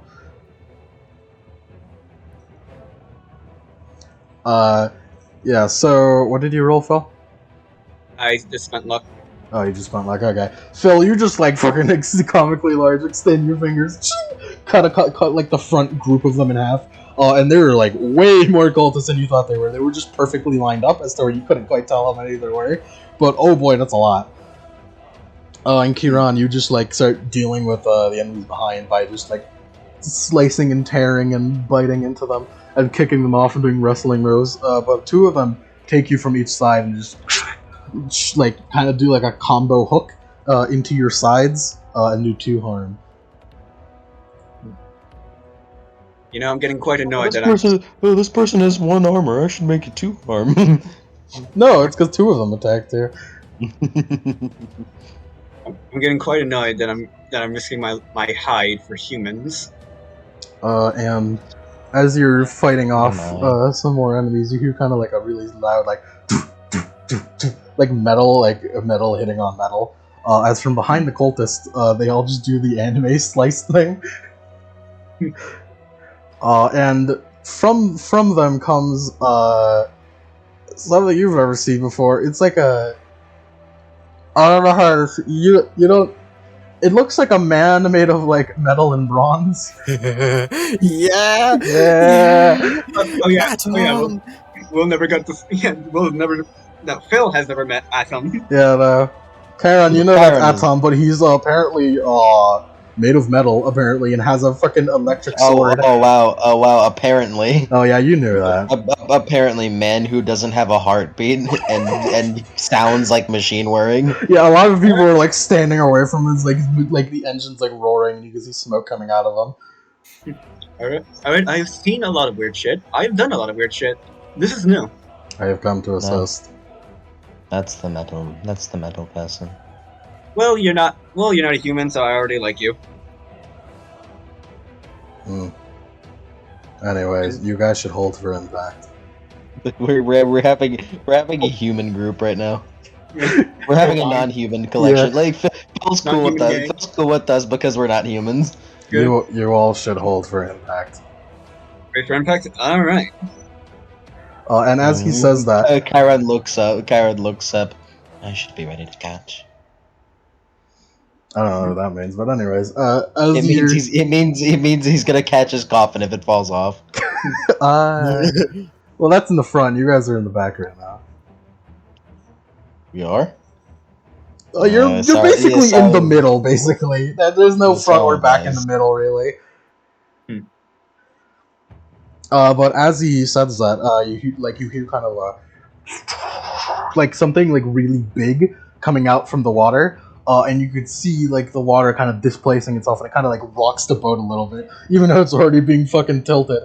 And from the ocean comes a giant purple greenish tentacle. That's not good. That is not good at all. As it just like kind of like flops itself onto the front of the boat, pulling it even further downwards, and just starts tightening its grip around it. Chiron is gonna go get his coffin because I didn't know that he decided to leave his coffin. I thought he was just fighting underneath a crow's nest that his coffin was on. Well, you kind of got he's just- funneled. You got funneled into the middle, so Well, either way, he'd like to get his coffin. yeah, you should go do that, Chiron. Can Phil pull a Ryoko, make a giant claw and slice that tentacle? You could try. Alright. And What bonus you want?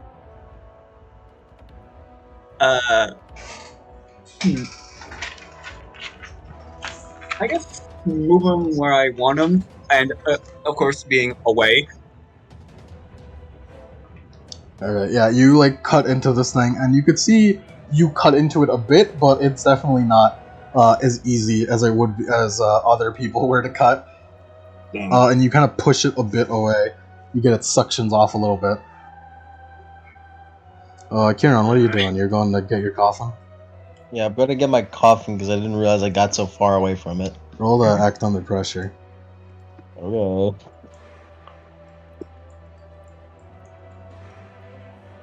Chiron is a chill dude.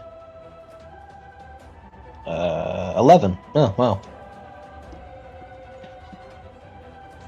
Yeah, you just like fucking easily backflip over the tentacle, climb up into the crow's nest, grab your coffin. That was easy. And as you're on the crow's nest, you kind of take a quick look around. It's like, oh, those are more tentacles coming out from the ocean.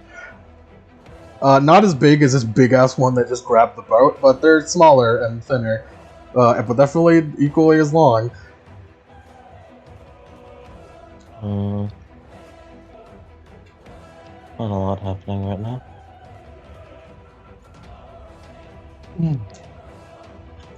Margaret. Margaret? Okay. Adam's Hello, oh, I'm here. Sorry, my there you Discord go. was bugging out. You figured it out, it's okay. Margaret, what the fuck was that? Oh dear. Marshall to run over to see what the hell that giant, like, its noise was. Yeah, that like Tentacle whatever flopping just noise. shook the boat. It's like, oh boy, I hope you don't hit another fucking iceberg. Please don't be another iceberg. Please don't be another iceberg. Please don't be another iceberg. You burst out through the door and you like end out outside on the above the main deck, and it's like, oh, what the fuck is that? Oh dear.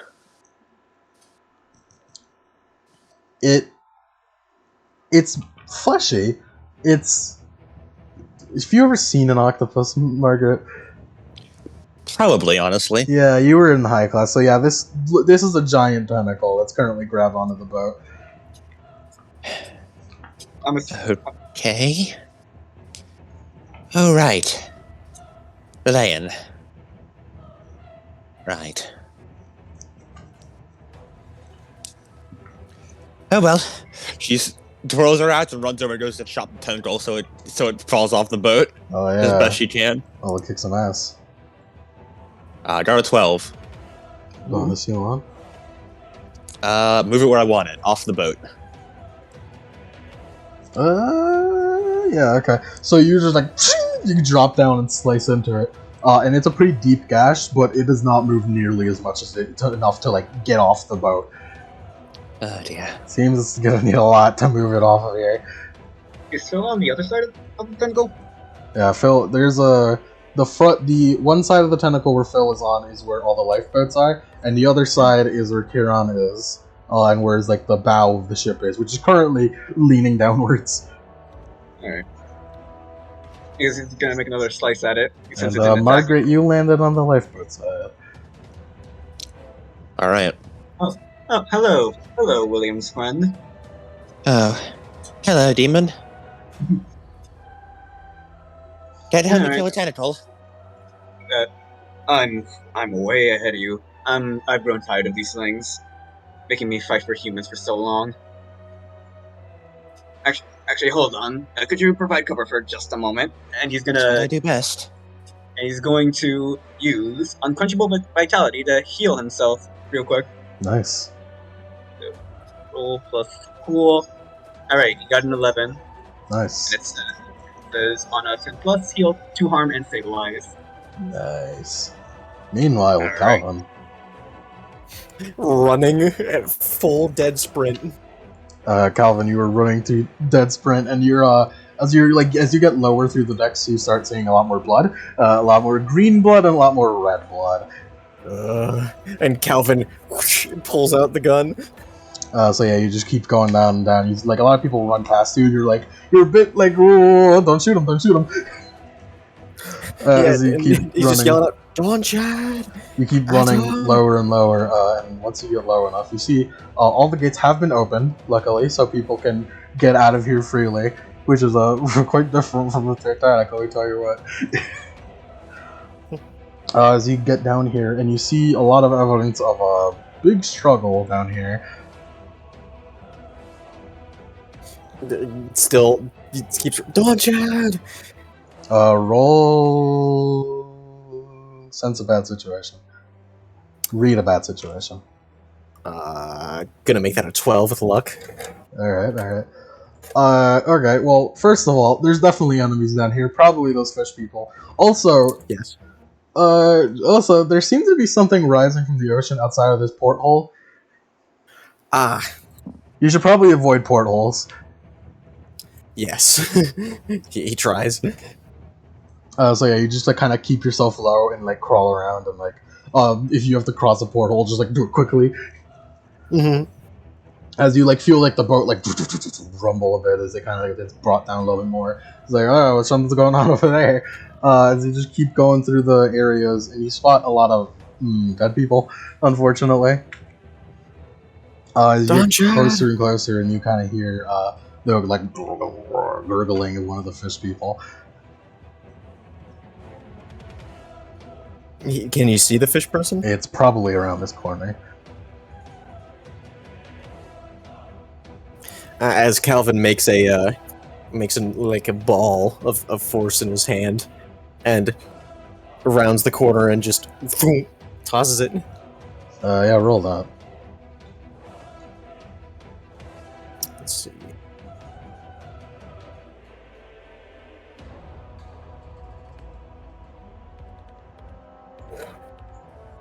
$11. Nice. You just like turn the corner, fishman explode its head off. And as like the fishman drops down, you spot this is a dead end. It seems Don Chad has been injured. Oh, shit. He's got a hook, he's got a hook in his gut. As he runs over. Calvin. Yeah, Don Chad. And he reaches down. Oh, don't move it, it hurts, it hurts.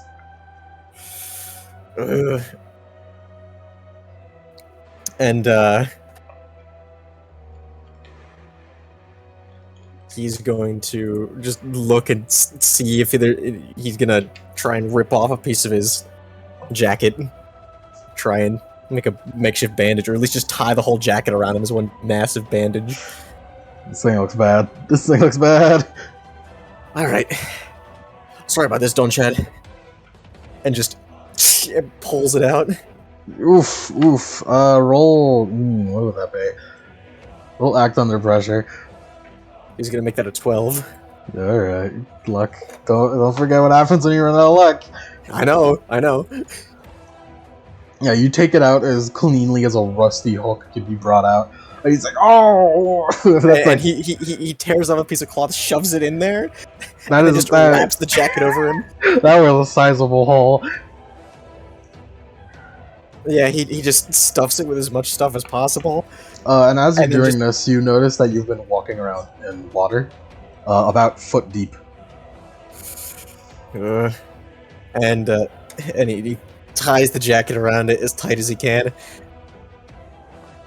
Brings his arm around him. All right, let's get the hell out of here. You kind of carry him around the corner, and you can see all the way. This is one of those rare hallways that are just a straight shot down through the boat before it hits like a wall, and you could see from all the way down there. Ooh boy, that water's up high over there.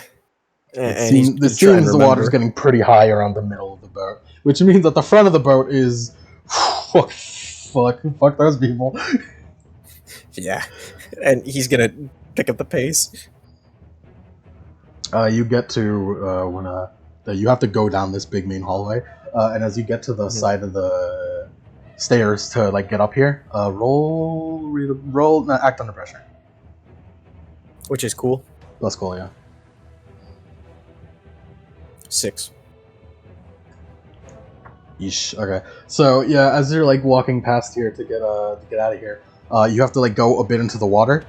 So you go into a bit into the water and you like kind of drag him. He's like, oh boy, oh boy, oh boy. This thing's ice cold, by the way. This water's it's freezing.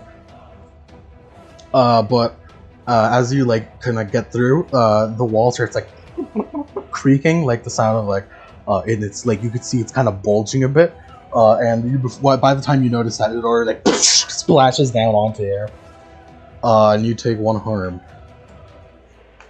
1 harm. Yes. Oh, and it splashes down onto you and squashes you under water pressure and the pressure of the wall just crashing down onto you. And you kind of like, unfortunately, you lose Don Chad as you kind of let go of him. It's like, as like you kind of splay out under there, and you have to like get out of here. Roll act under pressure. Act under pressure. 12. Nice. You easily get out from under this wall. But Don Chad is like in the salt water, in the ice cold salt water, like bleeding somewhere. Like, ah! He grabs him and he grabs him, puts him over his shoulder again, and is gonna try and make a bubble of the force around him, sort of like a hamster ball. Yeah, around him and Don Chad, so he could just keep trucking. Let's see. A 10. Pretty good. Yeah, you just make this hamster ball just small enough, just big enough to fit both of you, but just small enough to where like you won't get stuck in the halls, because these are some fucking thin ass walls. These are some thin ass halls, but you get up onto the stairs and just awkwardly get yourself up and through the halls. You're now 1 deck above to where it's floating currently. And you just go your way through there, and Don Chad's bleeding pretty bad. He can't really say much. He's just trying to get to Phil because he knows medical. Meanwhile, Margaret. Okay. You feel like someone tap on your back. Margaret. It's Edward. Edward. What do we do? Well, his tentacle's pretty bad. Yes. Rather poor. By now, about 3 lifeboats have gone off, which is much slower than it should be right now. Can y'all take another slice at the tentacle? Yeah, you can, Phil. Go ahead. Right. Claire. Margaret and Edward. Well, any visions to help? I don't know. Alright. it seems, in my humble opinion, the only way we could help is by slowing their advance. Yeah, we have been doing that. Phil kind of points to the giant tentacle. I'm pretty sure this is also speeding up their advance.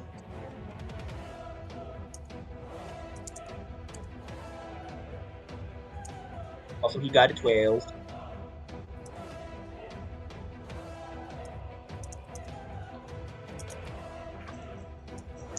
Yeah, Phil, you just cut into it, and you get another suction off of it. At this point, he's just like sawing at the tentacle. You just sawing it? Yeah, he's like, all right, it's still chopping isn't gonna work. I'm gonna try saw. Maybe that'll do better. There's a Yeah, like this dramatic music is playing for everyone else, but the Red Dead building theme is playing in his head. Kieran, what are you doing? Nah, just making sure he doesn't get surrounded by water Mm-hmm. while keeping his coffin on him. Margaret, you do spot Kieran over there with a coffin. Margaret looks at Edward. He was a vampire, wasn't he? Most likely. Looks over to them. We'll deal with it another time. Looks to the coffin. And then looks over to you. For you, I doubt it. Starts walking away.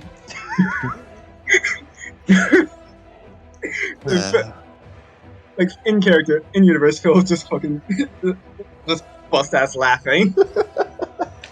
Well, at least he's having fun. So what's the tentacle situation looking like? The tentacle situation is looking like it is currently the big one is there, and then you kind of like you're doing your best to push it off, but this thing is suctioned on. It's gonna need a lot of effort to take this thing off. And the tentacle situation is also looking like the smaller tentacles are grabbing people from on board, trying to run to the lifeboat, and just slinging them into the ocean. Does it look like it's trying to pull itself up from the ocean? No, it looks like it's trying to bring you down.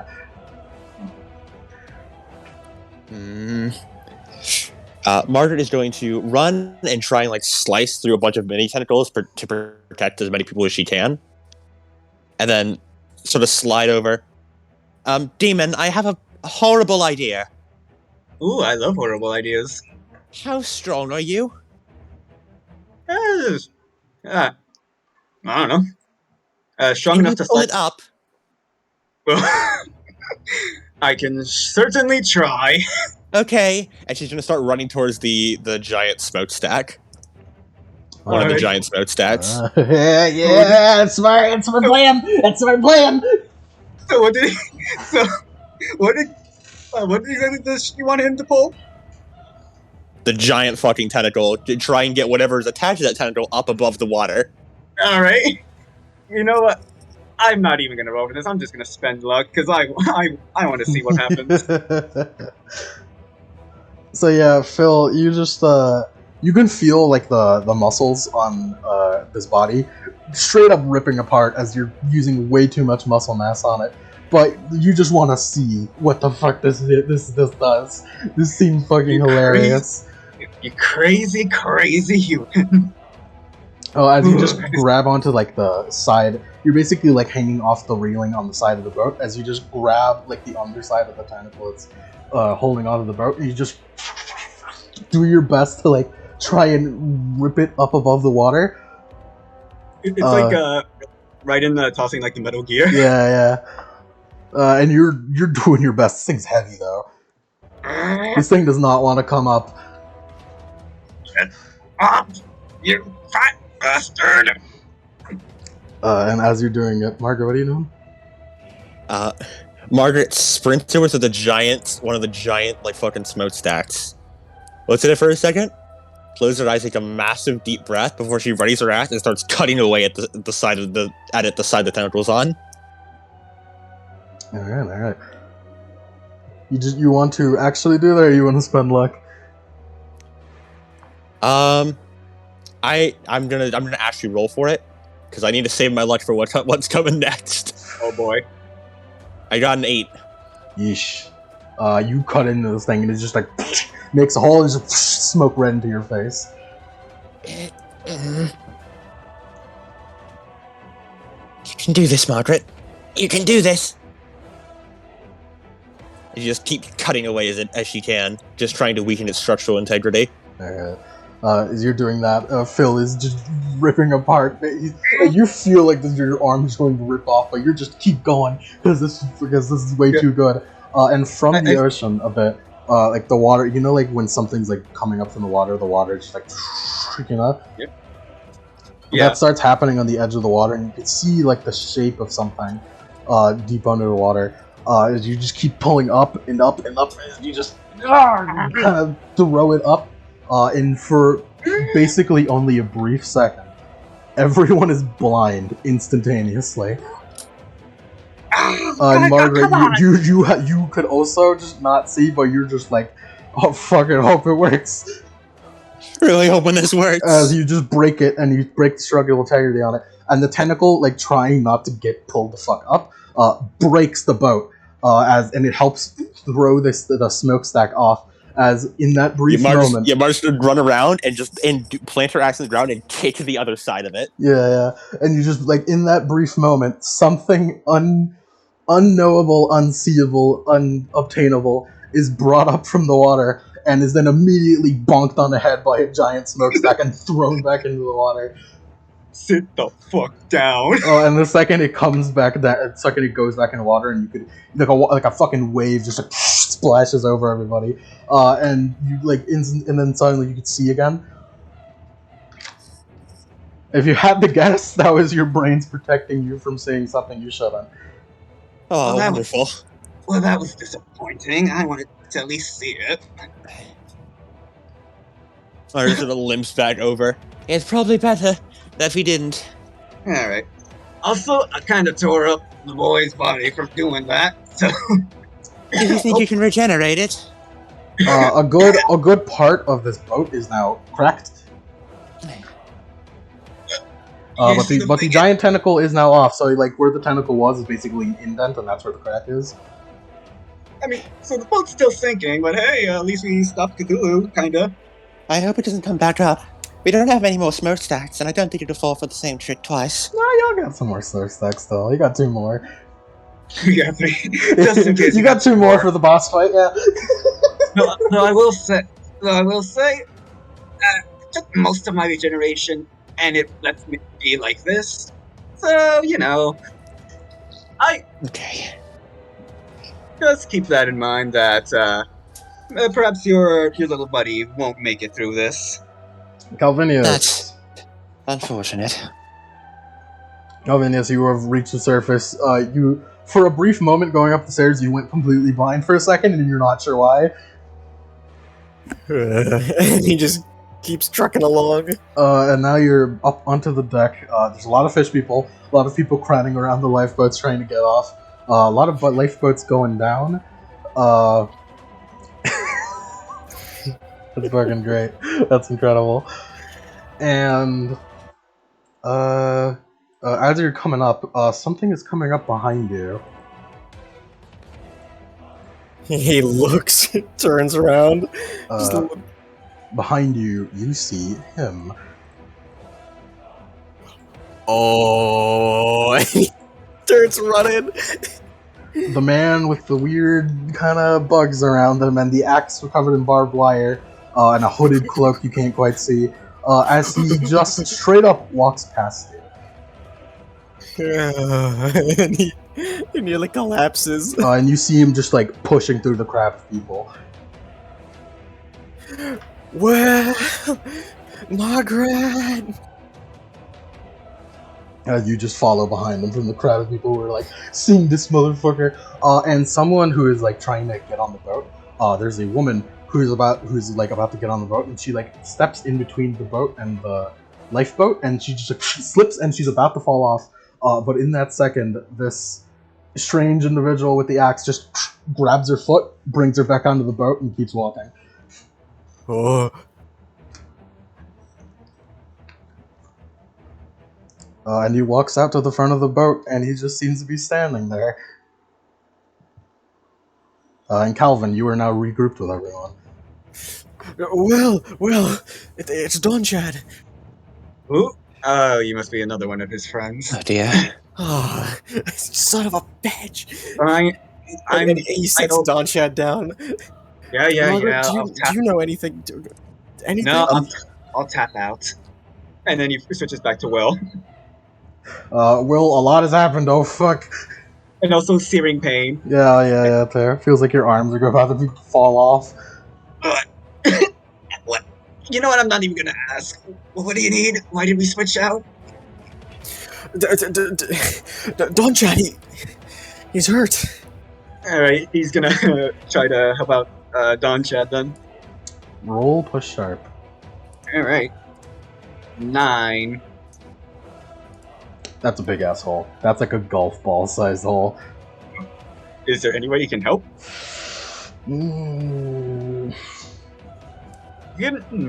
It's like a weird hole because it was made from a hook, so a golf ball sized hole at an angle through the stomach. I have an idea. It's a Sounds kind of impossible to stitch. I mean, you know what?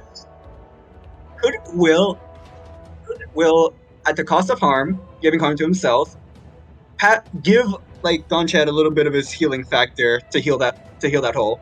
No, that's not how your powers work. Yeah. I don't know. The hole's just too big. We don't have any supplies. I don't think I can help him. Margaret sadly shakes her head. I don't know any magic. I can't heal him with that. Karen kind of peeks his head over. And Do you have any options? Anything to help him? Blink. Well, there is one way. However, I'm physically incapable of doing as such. Well, fundamentally incapable of doing as such. And Calvin's like, you said magic, right? Yeah. And he's going to roll up his sleeves and try and use magic to heal him. -1. Be careful. Magic is very dangerous, especially for those who don't know how it's supposed to be used. With a -1. -1. Unless you want to use luck. Of course I want to use luck, idiot. Yeah, we have to make sure this doesn't end like Jack and Rose. And yeah, he's using the use magic move. More like Jack and Wilson. Never let go, Don Chad. Never let go. Yeah, you figured the only way to do this, since he has such a hole in him, is to fill the holes. So, using your magic, you kind of create almost like a weird like plug for it, but it just seeps through him, and it just kind of like regenerates. It doesn't regenerate. It just replaces the golf ball sized hole with invisible force field. Huh. Okay. If prosthetics don't exist yet, do they? I mean, they do, but not like... They exist, but they're shitty. Yeah, like- not good ones. Yeah. It's just like, I think you just made a magical prosthetic. Those supposed to be for limbs. That's a stomach hole, I He think. just shrugs. As long as it keeps him alive. Whatever works, I guess. But Oh, you're all gonna die tonight anyways. yeah, probably. Yes, most likely. I mean, By the way, in the background, just cutting sounds are happening as the hooded axe guy is just cutting apart tentacles that come at him. He's just doing Well, sick ass combos on him.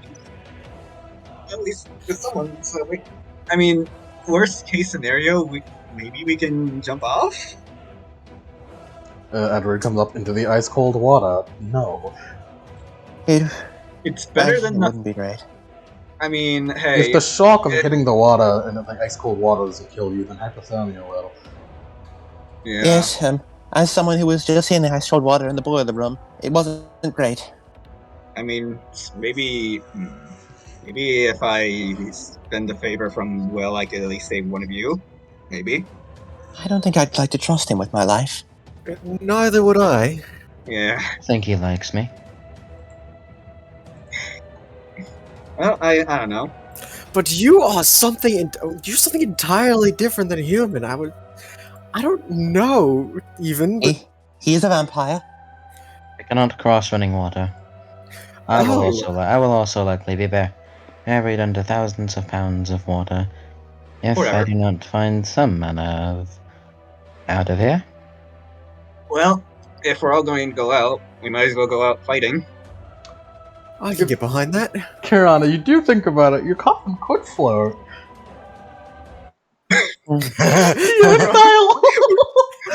We're all gonna be Arena. or like Moby Dick, where the character just the only survivor is the main character because he hitched the ride at some dude's At coffin. best, it'll hold you and one more person. Why would I do that? Yeah. Yeah. Sharing is icky. Oh, by the way, Yeah, it's me in the dirt. Get lost, idiot. it's me in the dirt, get lost. Also, Kyron kind of looks over to his satchel and then opens it up. Are you okay, little man? The little man. He Oh yes, speaking of little things, he opens up the box. I found this. the little man just starts like clawing for it, like gimme. I found this eye, and also it does this, and he turns the crank. holds up, Chiron holds up little man to the eye. Little man wants the eye. Put the eye on him. But, do you know what this is? And he holds it up to Edward. It looks like an eye. But it's weird and green. Yeah, You that know is true. You're right. As are the tentacles currently coming out of the ocean. Yeah, that's true. Better this than nothing. Well, I think. Karen swipes the eye out of the hand. Here you go. And gives it to little man. Oh, okay. I just wanted to change the music. Okay. As you could give it to little man, he just it just slurps into his head, and you could see it kind of swim around in there. You could see the bulge on the head, where it swims around. So it just comes out into the front of his head, and he Mario grows into a not a fully sized man, but more like a child-sized person. Well, I don't Make think a we have- mouth. Congratulations, you've Ah! yeah. I don't. I maybe we could have, if we had enough clay, we could turn him into a giant boat or a giant swimming man. I don't have any clay. Yeah, me neither. I feel as So- though there are problems earlier. So what was the point of making Tiny Man big? Chiron? I wish to see him grow. I mean, if we all die, you won't be able to see him grow. Well, I can't imagine we have any more spare parts for Tiny Man. Might as well empty pockets to see. Do I have any? Tiny man does start walking off. Follow. Oh, he seems to have a mission. Man. Karen carrying the coffin is just gonna start going after Tiny Is Man. the entire party gonna follow Tiny Man? Yeah. Yeah. Whatever, we're I mean, all we- dying. Edward's joining. Yeah, well, we all, yeah, there's worse company to die with. At least you're not stoning me to death. You are about 10 minutes away from the 2-hour mark. Hmm. Those of you who know Yeah, this Titanic, takes that's an bad. hour and a half. That's took an hour and a half, That's the right? bad That's the moment. bad part. That's the oh shit. That's the Oh, boy. shit's bad. Shit's real bad. Yep. Right about now, actually, you kind of people come out and a band just comes out and starts playing music. Oh, there they are. I'm not playing onto God Higher onto the because I'll cry. Yeah. Yeah, you just follow Tiny Man. He's walking over to where the grand staircase is. Which, looking down, that shit's flooded, and there are people trying to swim up. Margaret does her best to help them. Go, Well, Margaret, also, roll to help. act under pressure. That's y'all's problem. I can't go in that water. Act under You pressure, got a 12. A nat 12, man. Nice. You just use your chain of the use the Use a black key like tied on the fucking chain. They just like swing him back, swing him up here like Spider-Man. And they just thank you and run off to the lifeboats. Be careful with Alright. the tentacles. Yeah, watch the tentacles. They have no fucking idea what you're talking about. Yeah, they'll Yeah. find out. They'll know. And as you come down, little man takes you to who was it? I think it was Will and Yeah. it was just Will. They take No, I you think- to Honor and Glory Crowning Time.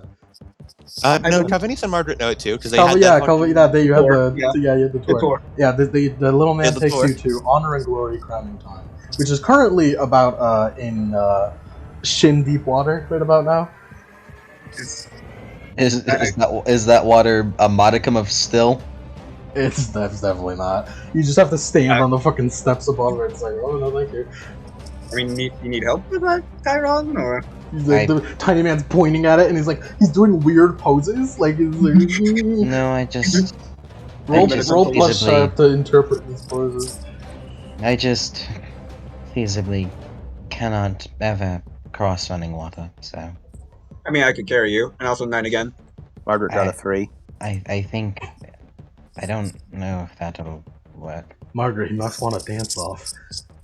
You said it's more something more on your lines. Tyron doesn't know what the clock is, so that won't bother.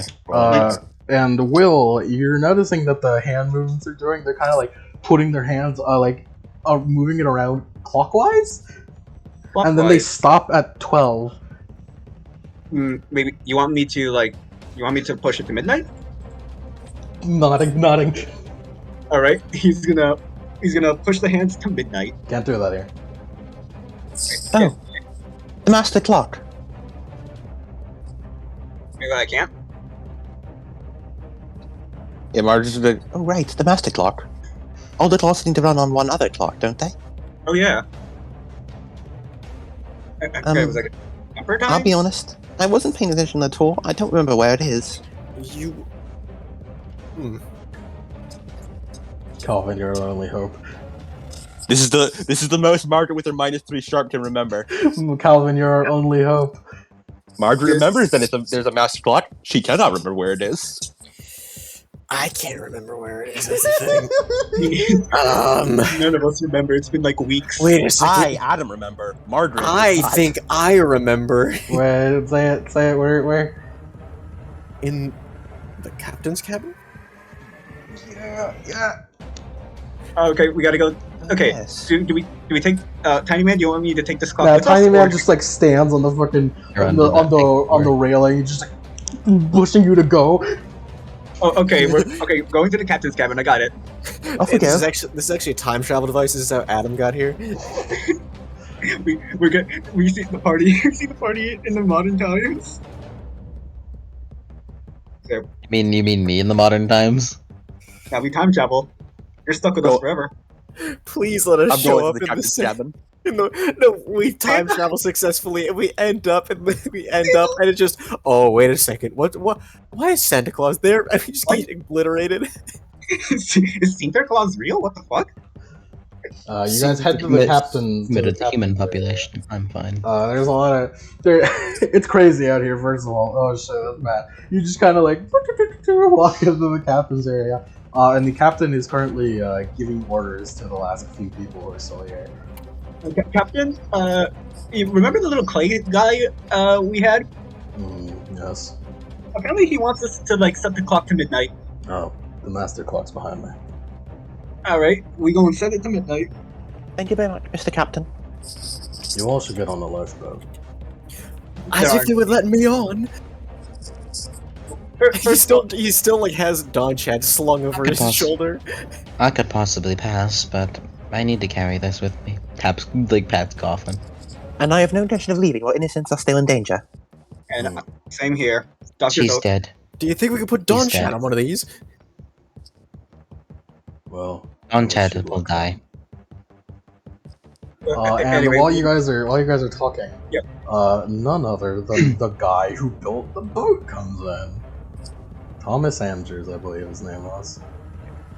That's what my notes say. Yep. Yep. Hello, Thomas there. Andrews. Hello, Mr. Andrews. Mr. Andrews, can you help us set this to midnight? Yeah, sure. Sick. Clock. You guys not going to go on the what? I don't believe they would let me. I could I pass. have I more need to carry. pressing matters. I need to carry my coffin. We're all going down. I believe it appropriate to go down with my boat. Quite. Suppose so. I will keep the captain company. I see. Good luck with that. Please, Thomas? Well, all his honor and stuff, that's well and good, but think of yourselves before you go out there, John. I always do. Did Thomas set it to midnight? Yeah, he said it to midnight already. Return to Tiny Man. Good night, Mr. Andrews. Good night, Mr. Smith. I will see you on the other side. We'll see you on the other side. see you. I don't believe there is much of another side. Return Wait to a second, why didn't you build more lifeboats? Yeah, that sounds like a safety hat. Why wouldn't you build more lifeboats for like 3,000 people? That was the company's fault, actually. Well, If I guess. if we somehow survive this, My plan everyone- was supposed to have enough boats to carry all 3,000. However, cost-cutting measures made them take those off. God damn. Anyway, we probably should go back to Tiny Man, see if whatever he wanted. Aaron is left for Tiny Men ages ago. Yeah. Margaret also left for Tiny Man after she said goodbye or good night to them. Return to Tiny man time. running the Tiny Man. Tiny Man. I like these two like freaking real ass dudes having their own like final like. I'm going down with the ship. No, Tiny Man. Fuck you guys. I think we briefly had like a complaint about like the fucking company. It's like, oh shit, Yeah, Tiny Man. I think will that's go perfect down muscle with the right ship. there. Both I and Margaret are feeling for them. Yeah. We'll- But we'll- it's funnier we'll- this way. Tiny Man, Tiny Man, Tiny Man. Tiny Man. You just run over to Tiny Man is, and you see the water is like gotten way up higher.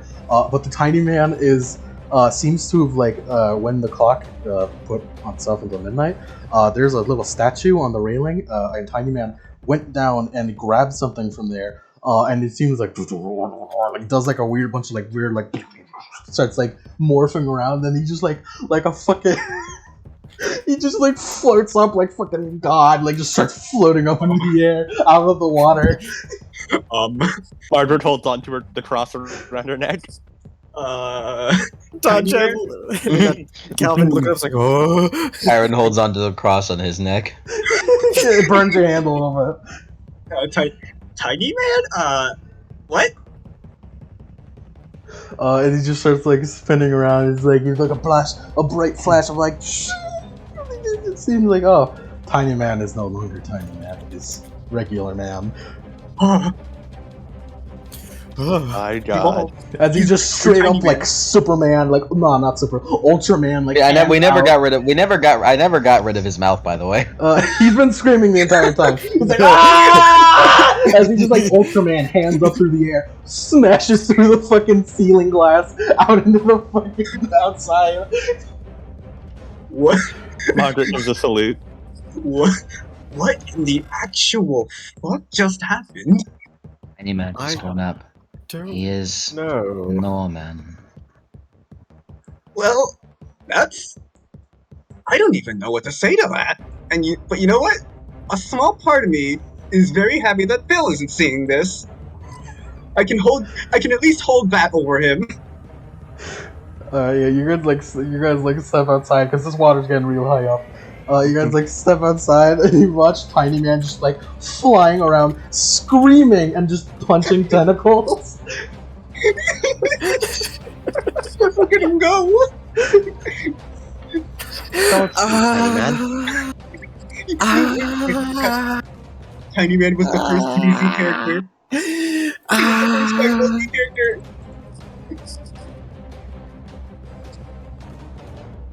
Well, that's something. Well then, And majestic, in some manner of the word.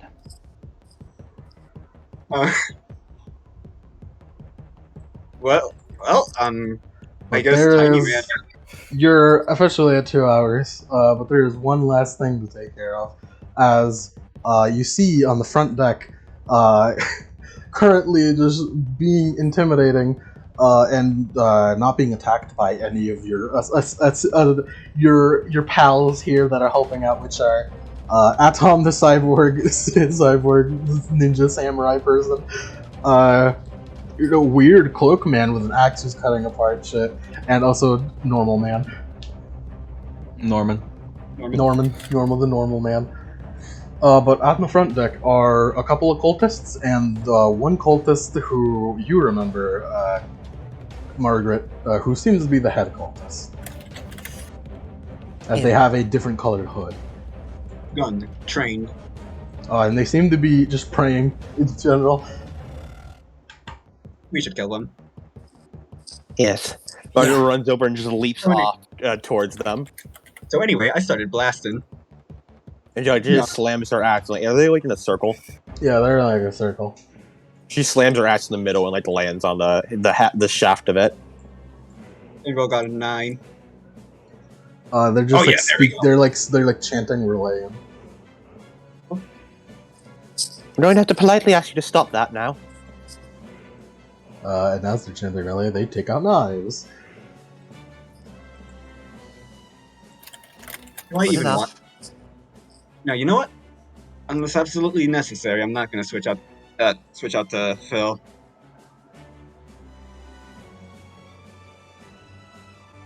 Life spin threats around with are the axe. still being lowered. Well, let's fight, guys. Time to kick some ass. Oh boy. And Got a 9. You got a 9, Claire? Claire. Yes, Claire got a 9. It's the profile picture. and Will got It's the shittily drawn Claire. I love shittily drawn Claire. Shittily drawn Claire. So good. You don't get any bonuses with that, so who are you attacking? The head cultist. Okay. You attack the head cultist, so you just like use his knife to like hold on to yours and push you off and like slash at you. Doing his daggers harm. Can Calvin protect her from harm? You can. Yeah. We're fighting as one. Yeah, Calvin, let's see where there it is. Yeah. Roll to protect someone, which is just roll tough. I mean, plus weird for this. Hmm. 7. Yeesh. That's bad. That's a fail, I'm pretty sure. Oh, no, 6 is a failure. Yeah, Six and below. this is mixed. So yeah, you just like do your magic there as he just like cuts into this invisible wall and then just like keeps cutting further and just like cuts into you. How much damage? 2 harm. I get 2 armor against any harm that is transferred to me. Damn you. His dagger only does 2 harm. Karen, like seeing all this, looks down to his stomach. I probably need some food for the road. He's gonna jump down. There's some free cultists here, yeah. Cafeteria. He's gonna jump down, still wielding his coffin.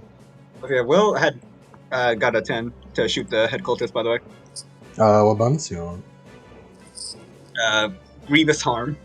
Ooh, okay. How much damage is that time? Let's see, let me see the stats for a revolver. It was here, 38 revolver, 2 harm. So anyway, I started blasting.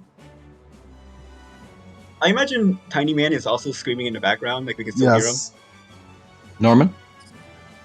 Normal man is in fact just kicking ass back there. Norman, the normal man. Yeah, you get a good shot at him, and then he also just turns around and cut at you. He's just running the fuck around, like, at all of you, cutting into you. We're all like drawing aggro to him. Yeah, 2 harm. Alright. I'm gonna hit him with my coffin. How much is coffin damage? According to Gold Lewis, a lot. Yeah, but Behemoth Typhoon. Bonk 'em. How much do your normal attacks do? If it were my teeth, 3 harm. What about your claws, your hands? 1. 2 harm. Coffin, I thought you'd be more than that. Roll. Should I roll? You know what?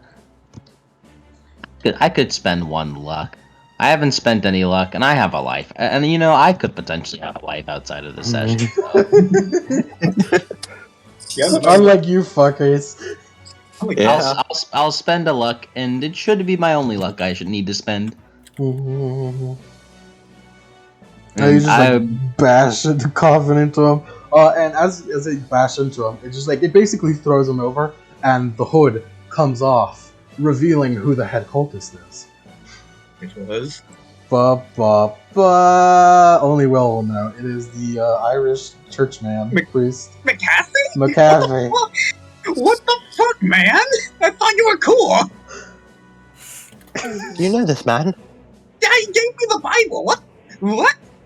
Dude, you are like really. What the fuck? This has got to be blasphemy under something. He just kind of like gets up and is like, "Oh, it's not blasphemous, son." Very blasphemous.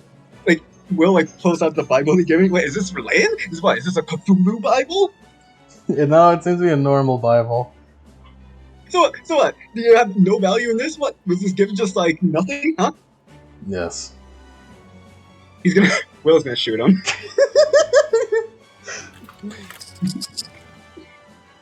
Oh, he got a 3. No, he's spending luck on this one because he's angry. He's genuinely hurt. I love how this affects Will and only Will. Margaret's like a little peeved because, you know, that's a man of the cloth. I'm like, hey, that's an insult. To be Oh, fair, hey, he's Lemon. Catholic. Unlike you're like Christian, he's Catholic. It's like, yeah. Oh, that's true. That's it. Oh, yeah. Lemon, Fucking question. Catholics. Question. Yeah. Lemon. Yeah. What if Kyron's powers to slip through small spaces? I was just wondering how possible it is to slip into a gunshot wound and then explode him. The old Ant-Man and Thanos technique.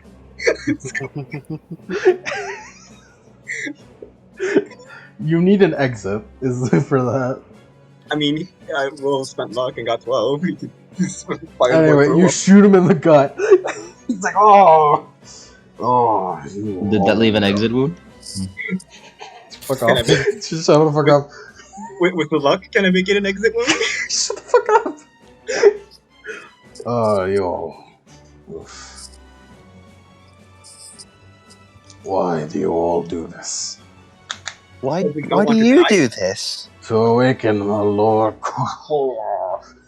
What benefit does that give you? Say that name again.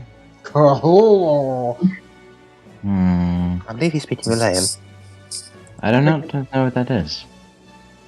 Like, what benefit does that give you exactly? That he was trapped in ice long ago. During his What does it- sleep. No, you're not listening. What benefit? We were does going to waking- use this boat to crash into it. He just keeps monologuing. To crash into it.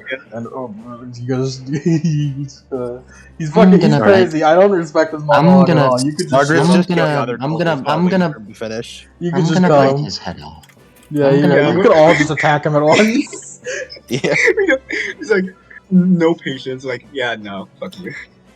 I'm Like, just the gonna- fucking I'm just- Venom I'm- movie where I'm like the just gonna- dudes. Oh, go on. So I'm just saying. I'm just gonna bite his head off. Okay. Oh, yeah, Everyone crazy. attack him at once. Just like the throws- fucking. He gets hit with the equivalent of a basketball to the face. And then gets eaten. We just jumped this shit out of Yeah, it. you don't even need a roll. What are you gonna say, Adam? I was just saying, it's like the fucking Venom movie where the main villain like does their fucking speech and then Venom takes over and he's like, "Fuck this guy," and then bites his head off. Oh yeah, I remember. Yeah. It's the best fucking we scene. were doing it to awaken I'm our gonna Lord Cthulhu, kill so you. that he can- I'm gonna kill you, Carnage. I'm gonna kill you, Eddie. It's just like maybe we could let this guy live as a savior. Fuck this guy. so that we can take us under the water, and then Kieran bites onto his head, and then he gets hit by an invisible basketball, and then he gets an axe to the stomach and chest, and then he just gets shot, and he's dead as fuck. You think you know a guy? grab his body, stuff in the coffin, I was new clothes. I was Fuck concerned this for like guy. Fuck I was this concerned guy. for that asshole. The twist has been revealed. Oh my god, I can't believe I it. know. I know he will. Aaron's just gonna stuff him into the coffin. This is like in the back of my head. I was like, hey man, I hope my Cassie's alright. He seemed cool. He was doing all right. He's a nice dude. I haven't seen him for a while though. Well, So, Ed told this down. yeah, all the other cultists see that and they're like, well, fuck. And they just ritual suicide. Yeah, Wait, like, can you at least also stop this? Okay. Nope. Already No, safe. stab. Throats are Aaron already is just done. like kind I of mean- just crouched onto the floor, like dipping a finger into the like wave of blood from the ritual suicide, and just grabbing as much as he can. I was about to say like before they killed themselves, like Will was gonna do like the "Are you not entertained?" like T pose. Like what? Come on, you want some? Come on, I got plenty of bullets for all of you. I have no idea what that is. I was assuming that was God talk. Welcome to the "this stresses me out" but part of this session. Oh boy. This is in universe, but it seems all the threats have been dealt with. Well, other than we're sinking right now. Yeah. No lifeboats. Right now, the front of the you guys are in the front of the deck, and the water is quickly rushing onto the deck. Yeah. Well, you all. And we're just like, hey, we should move to the back. Yeah, we should do that. We should see if there's some lifeboats available. Yeah. Yeah. Let's go. You all remember where the lifeboats are. There's still huge amounts of people here, and very few women or children. Though I believe, looking at the death sticks, I believe there were a few women and a few children still left, and the boats are basically all gone. There's about one or two who are there trying to back down to bring down, but they're at a weird angle, so it's really hard to bring it down. And That's enough for you all. Calvin goes over to try and help the boat down. Cut it off! Cut the rope! Cut the rope! Martin swings her axe around and slices the rope. They just slice the rope in one go, and it just falls in the water. And there are a couple people who just see the boat going down, just they fuck this shit, and they try and jump onto the boat, and you can hear a snapping sound, but they do land on the boat. No. Oh, no. Slide down. Slide. Please, orderly. Everyone's freaking the fuck out. I suppose the concept of death to the average man is very scary. I felt it once. Not good. I guess there's no way. Easy for you to say. I guess there's no way for you to turn us into you. I guess. Well, I suppose that had I held any love in any manner, then I could have. That is fundamentally impossible for me to do. So the secret to becoming a vampire is holding love. Vampires are rather heartless creatures. Yes. However, vampires require love to become vampires. And there is only one capable of that. Wonder who that could be. I'm sure you can guess, looks at the camera. Well, it would seem I failed in my mission to hunt you down, Taron. Shame. Indeed. I had not realized you had planned to hunt me, to be honest. Can we still hunt them? Just to make me feel better. At this point, I don't know how much to change. Seems Not much. a bit awkward. Oh, hold on a moment. How do you all wish to be remembered? I'll do that as much for me. Well, I always wanted to be a famous movie star. I kind of am, but you know, Might be handed to. Well, I would have gone to a bit more radio plays. The voice is a lot, well, more popular. Okay. Turns over to Margaret and Will and Edward. I suppose, if at all possible, you got like turns like Margaret and Edward, right? Yes, Edward. If it's, I mean, we're probably not making it out of this, but would you mind? I would like to be a part of the order, I guess. Well, might as well. Nothing's stopping us. I guess. So, a member of the order, and if you can't get that into the records, just say I was a doctor. You know, Edward, you really should be going. That lifeboat only has so much room on it. And you can get on it. No, I can't be doing that. Margaret, you are my pupil. And if you don't get on there, then I have no right to get on there. Looks over I to see. Margaret, and Karen thinks for a moment. Well, I suppose if you want to be specific, I could just be in need of some kind. The water is like, people are like slipping off and falling into the water by now. And there's a lot of people just in the water right now. And you hear a lot of creaking from the smokestacks up above. Well, I, personally, need to start heading up. Yeah. Yes, I suppose you would. Good night, Karen. Goodbye, Kyron. I quite enjoyed our talks, for what it was worth. I suppose, in a sense, I enjoyed your talks as well. It was nice to communicate with another person of the race I used to accompany. And as you I guys are suppose. talking, the smokestack starts falling down onto where all the people who just fell into the water were. And then Atom from the side cuts it in half and kicks it away as he falls into the water. And he's not coming back up. He's way too heavy for that. Maybe he Well- could walk under the ocean. And Calvin just looks and goodbye, Atom. Jared looks to you all, gives you two a salute. Perhaps I'll bring your names up when I go visit Dracula in America. Dracula lives in America. Apparently.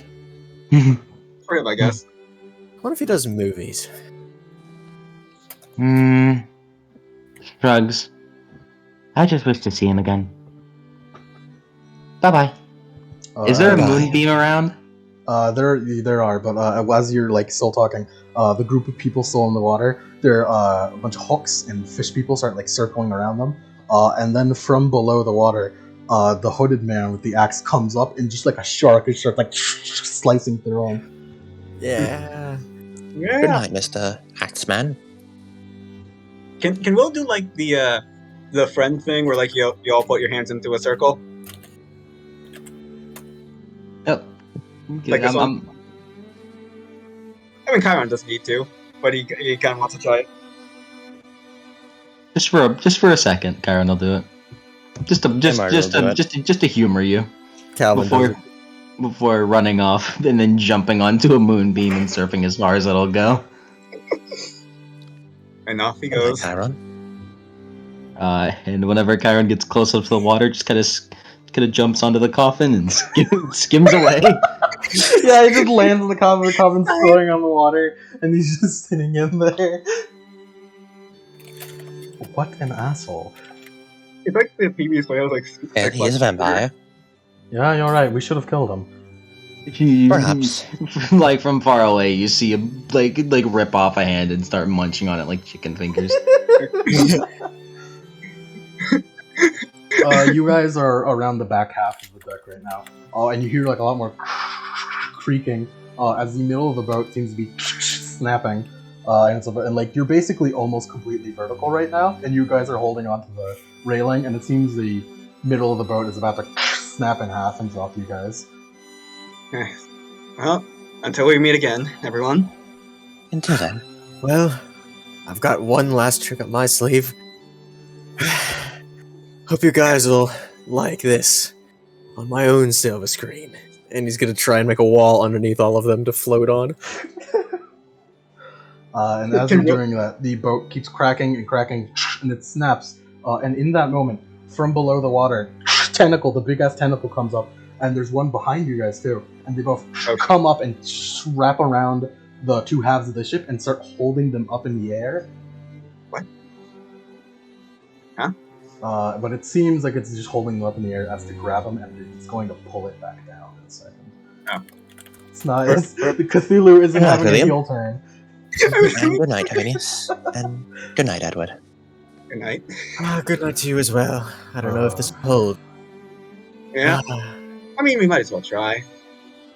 I pray that it does. Well, you know- also found a job for a reason, right? Yes. I don't think I've ever had real friends before. This is nice. Why don't you Yeah. stop being an asshole? I suppose you should. Hey, maybe if we ever do see each other again, and whatever awaits us, perhaps we can become friends again. I wish we could see some angels right now. Yeah. Well, Everyone I- is screaming, they're screaming, crying. And there's actually a quote I want to say here. You guys can keep talking. No, go for it. No, go ahead. I need to find the quote first. Well, I doubt that angels would be very kind to see me. Oh, I'm sure that one half would. At the very Hopefully they'll be least- rather forgiving. At the very least, I can make sure Phil sees none of this. I do remember hearing a quote as well about like someone who lived in New York, I think, where they lived near the like the state, like the baseball stadium, and whenever there was a game, this like the cheering of people would remind them of the screams and the Yeah. shouting. Oh yeah, this is unbelievably terrifying to hear. Terrifying and sad. Mm-hmm.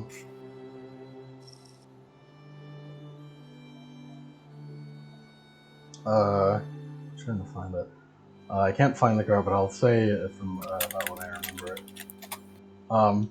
The quote went something along the lines of, as you guys are coming down into the water and people are in the water just falling down and screaming, it's like people from the boat would later say that it was like a mass of humanity screaming, praying to anything that could save them in this moment, with nothing there to save them, as the humanity kept screaming for minutes on end before, for a while, it was nothing but screaming, just silence, not even the sound of the boat after it goes down, but it would go on for a while. And you guys are, with that invisible kind of wall, are floating on top of it. The water is like constantly trying to bob it back down, and the tentacles break down both sides of the ship and completely just suck them under.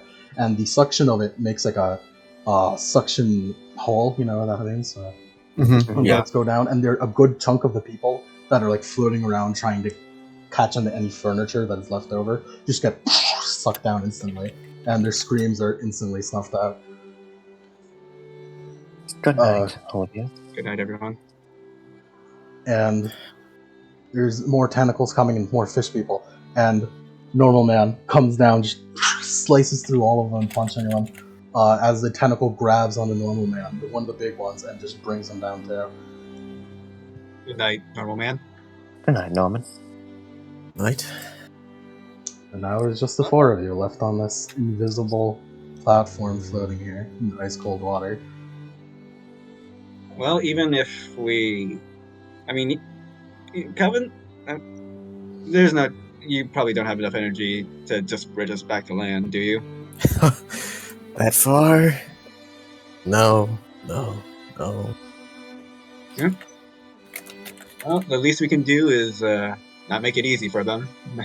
And just... You're just As gonna sit long down. as I can stay awake, I might be able to keep us up. for a few hours. And Margaret, to your slight, I guess not satisfaction, but to,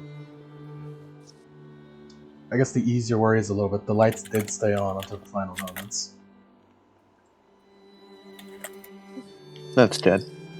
And in the captain's room, it is the captain, and it is Thomas. They're standing there. They give each other a handshake and pull each other by their shoulders and get ready for the water to bring them down. Well, Good night, Maybe Mr. we- Engineer. maybe we can at least see the sunset, the sunrise. But I wouldn't hold my breath on that.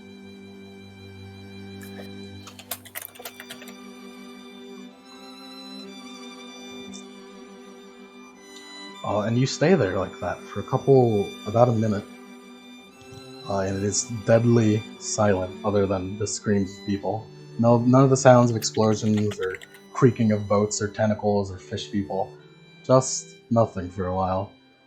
And in a very morbid way, you feel like it's all over now.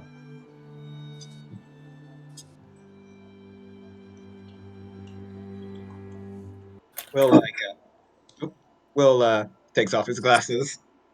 He won't be needing them.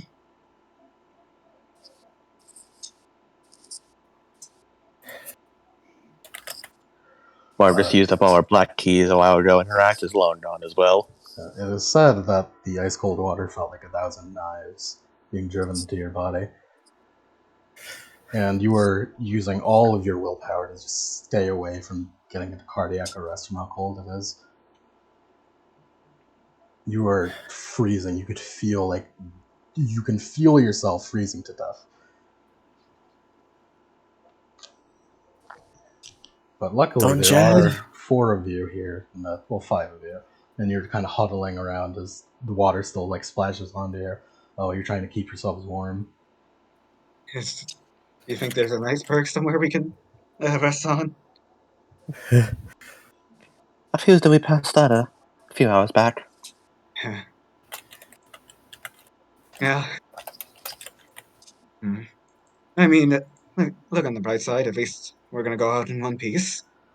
And there are a couple swimmers still in the water, and they're screaming, and there's a lot of crying, and there's like people trying to push each other off of furniture.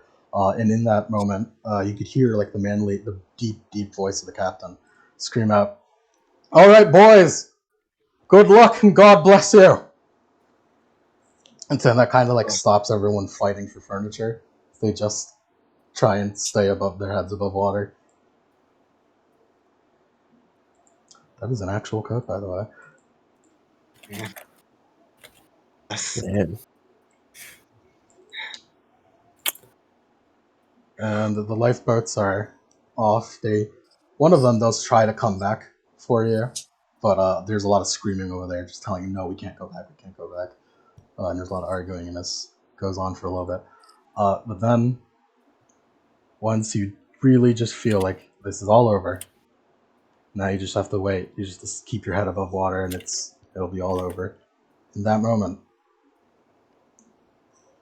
everything goes wrong. You feel deep inside of you that this is not the way it's supposed to go, as the tentacles shoot back up through the water and come out, and they start pulling down lifeboats. And after the lifeboats, they start pulling down people and furniture. And after people and furniture, they start pulling down people one by one down into the depths of the ocean, and they just leave you completely alone out here. Who the hell is it leaving us alone? Well, it was worth a try. Why do we? Well, Atom, is this really what you foresaw? And in that moment, tentacle comes up, you see it, and brings you underwater. And that is the end.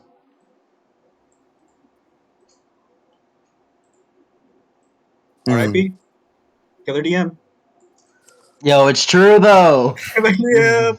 First piece. Good I can't. job. I can't believe my first death wasn't Yasta.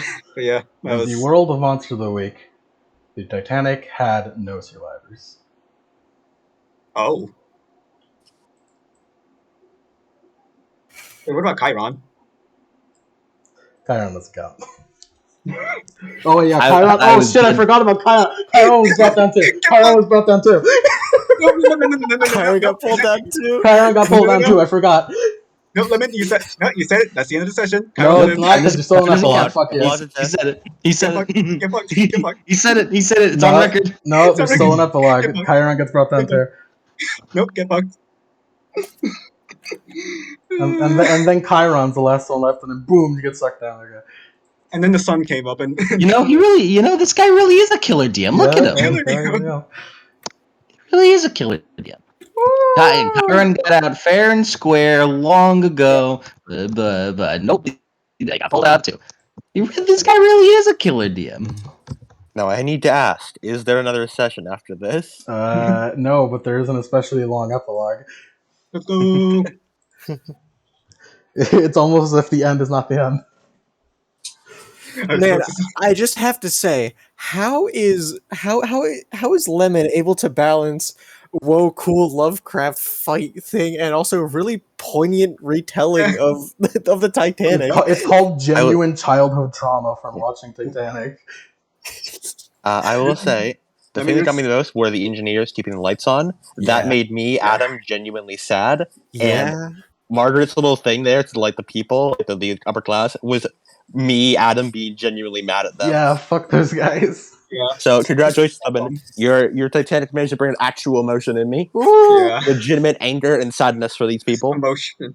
Yeah. Yeah. I get, man. Get you a man who can do both. Get you a man who can make Santa and make you cry. So in Monster of the Week, they don't know what happened to the Titanic. It just No. went down. They don't. Nobody knows whatever happened to Titanic. It's a ghost ship now. It just at one point They disappeared. got alerts that they hit an iceberg and they started sinking, but no one ever found it. Goddamn.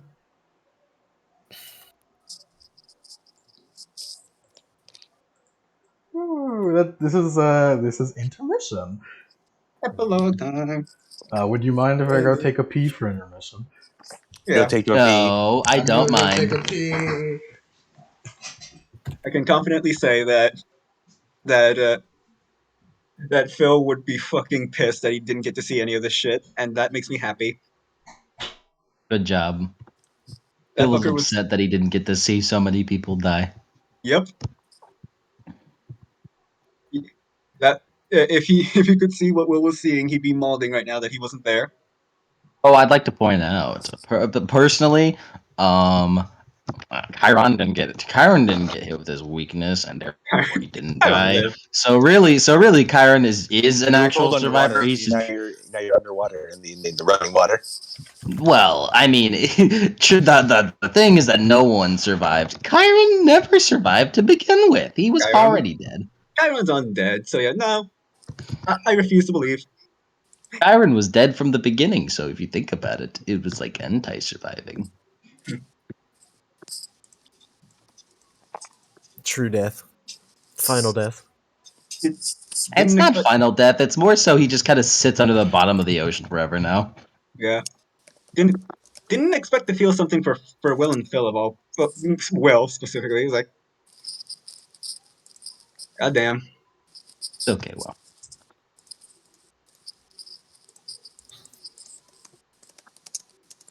Lemon with the legit, like, emotional, like, Titanic Yeah. shit.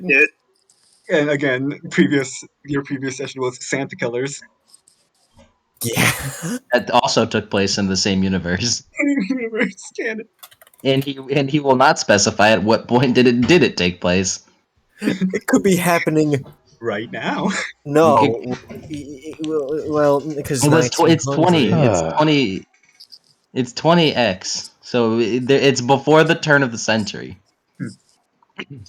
Welcome. What are you guys talking about? Sorry about Santa Killers. Yeah, we went from Santa Killers to this. Santa Killers is canon in this fucking Monster Week universe. Yeah. So Monster of the Week universe has this tragedy and then also Santa part. So does the Santa movie at some Titanic point just before. does the Titanic movie just not exist I will not elaborate. in Monster of the Week? But if you think Elaborate. about it, if the Titanic movie does not exist, then James Cameron does not exist. Then how did this beginning happen? What if it was all never real? What if what if a lemon wasn't real? What if I wasn't real? What if Wouldn't that be what if fucking this is wild just- if I just straight up didn't exist? You cease to exist Whoa. right in front of us. dude? What if you just like got anti-perceived, also known as dead? Man. Also, side note is like, man, after that finale, this fucking stupid chibi historical photo, it kind of makes me sad. Are you guys ready for intermission? Yep. Yep. In the intermission, going on a quarter to 9. If you think about it, they did fight against fate because this is Wait, is different from The expected. curtains rise yet again, and we see our two angels. Honor and glory. Hey there. Hello. Did you enjoy the show? I didn't quite like it. It was pretty sad. Me neither. I don't know. What about you guys? Are you guys satisfied with this ending? It's all right. It was pretty good. no? I want. I wish to continue fighting against fate, no matter how much I must struggle. I mean, Actually, I'm a little sad that one love story doesn't get to happen, but Yeah. But actually, you know what? It's worth a shot. I want to play against Fate too. Yeah, fighting against fate is pretty good. I'll settle it in immediately Smash. All they is settle ready it in to Smash. agree. Yeah, fight against fate. Mike. It may be rather silly, but hope. I'd like to entertain the idea of hope. Sure thing. Because at worst, if we fail, we prove that fate is real, and if we succeed, then we can prove that fate can be changed. Alright. Well, if you remember, we're honoring glory, crowning time. Which means you can ask one favor. Hmm. And deep below, in the deep old ruins inside the belly of an unknown ancient being, honor and glory, crowning time stays perfectly intact. And from the clock, almost like a cutout of the universe itself, comes out in the shape of a person. And as it comes out, it grows large, infinitely large, and it overtakes the ruins of the Titanic. It overtakes this unknowable creature. It overtakes the ocean, the land, the planet, the world and the universe, the Milky Way, and eventually it is all of existence. And in this moment, it asks the characters one thing to see why they want to keep doing this. And we will start with... Let's start with Calvin.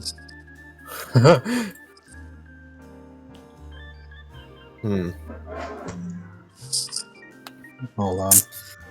I'm imagining this is just like a spontaneous, like now they're just in interview chairs, just like Yeah. being asked this question. Yes, basically.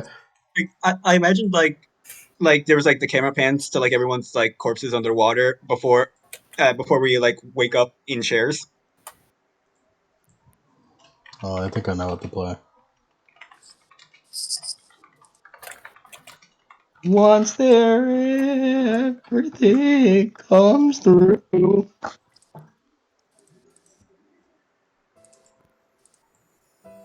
Yeah, there we go.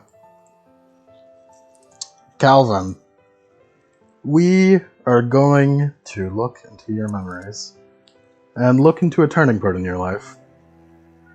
You are a couple of years younger from when you die in the Titanic. And you're just starting out your career in movies, something you've always wanted to do. And your entire life up till now,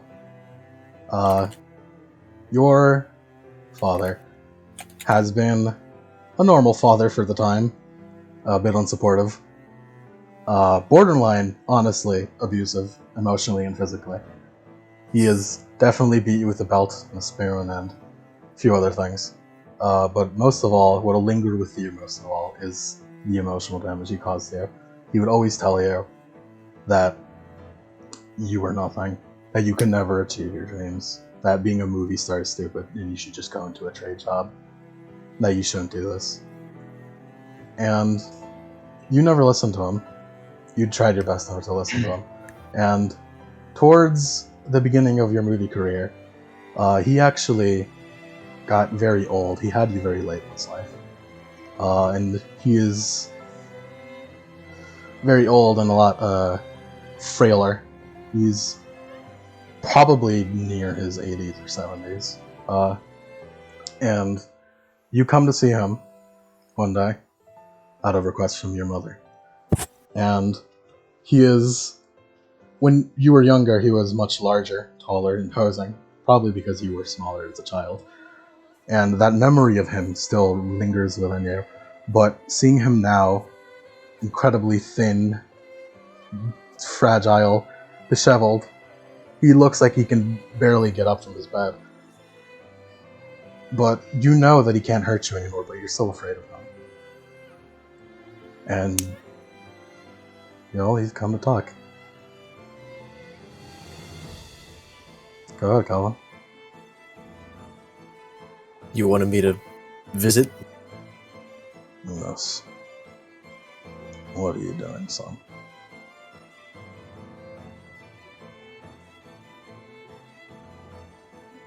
What am I doing? Yes. Life. Acting. I told you that was stupid. And I made it work. I have a career. I'm not exorbitantly wealthy, but I'm not... I live good. I see people with wealth. I might not really be one of them. Fully. Not yet. But I'm there. People know me. You know for a fact you have definitely proven him wrong on the money side of this. You have paid for his hospital bills fully. Yet he always still tells you you're wrong. I wouldn't have my way all of this for you. The house would have been seized long ago. I could have just left you. Done nothing.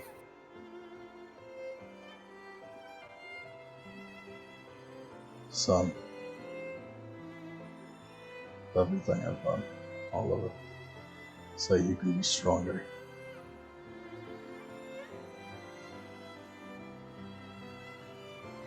All Take of his it. reels back a little bit. I don't expect you to understand. In fact, I don't expect you to feel understand at all. I'm wrong. I know I am. You are wrong. Bruises, the scars that I still have.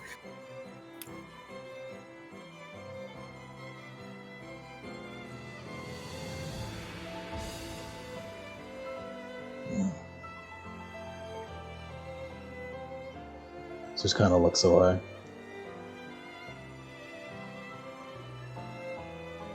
I'm not going to apologize. Knew you never would.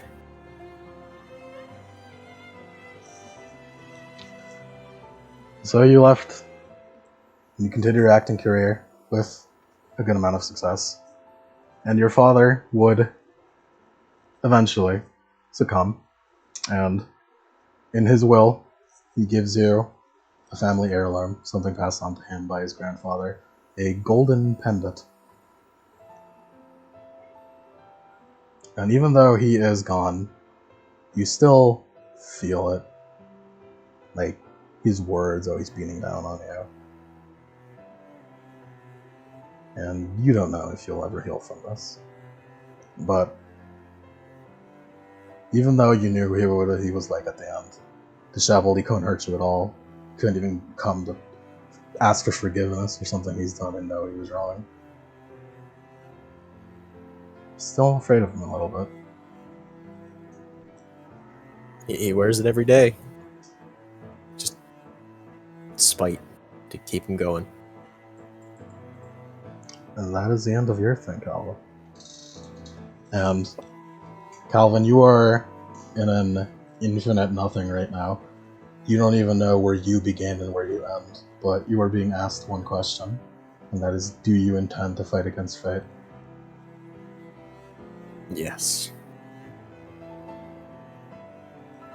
All right. All of this. Next, let's do Margaret.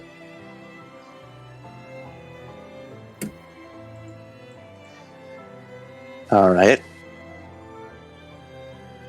Do you want me to play this, Adam? Only if you want to. I mean, I'll play it. Sure, if you want. Oh, never mind. It's a lot more intense. I saw Claire being happy. It's a lot more intense.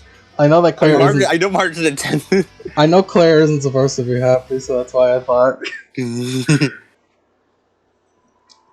Margaret. We will begin. Not at the beginning of your life. Not at the end of your life. But at the beginning of your second life. The beginning of your second life began. Edward. Partly fresh. Not quite fresh, but I mean at least seasoned, middle of his career in the Order. And he's been ordered to take care of a ghoul situation down in England. And he's come down, and it seems this area is poor, run down. And the house that these ghoul reports have been coming from were from a very, not the best well-off family, but they tried their best from what neighbors say, and they haven't been seen in months, years, even. They would stay inside all day. They wouldn't go outside. They were poor. They had to go through winter with broken windows and a disheveled house. So Edward comes in, ready to deal with whatever's in here. And when he does, he comes in, not to what he was expecting, but to a completely destroyed house. The ghouls already killed, dead on the floor. There's blood everywhere. And one almost corpse-looking little girl. Not little girl, she's young, about teenage, late teenagers. Almost looks like she's dead. Just completely has not eaten anything.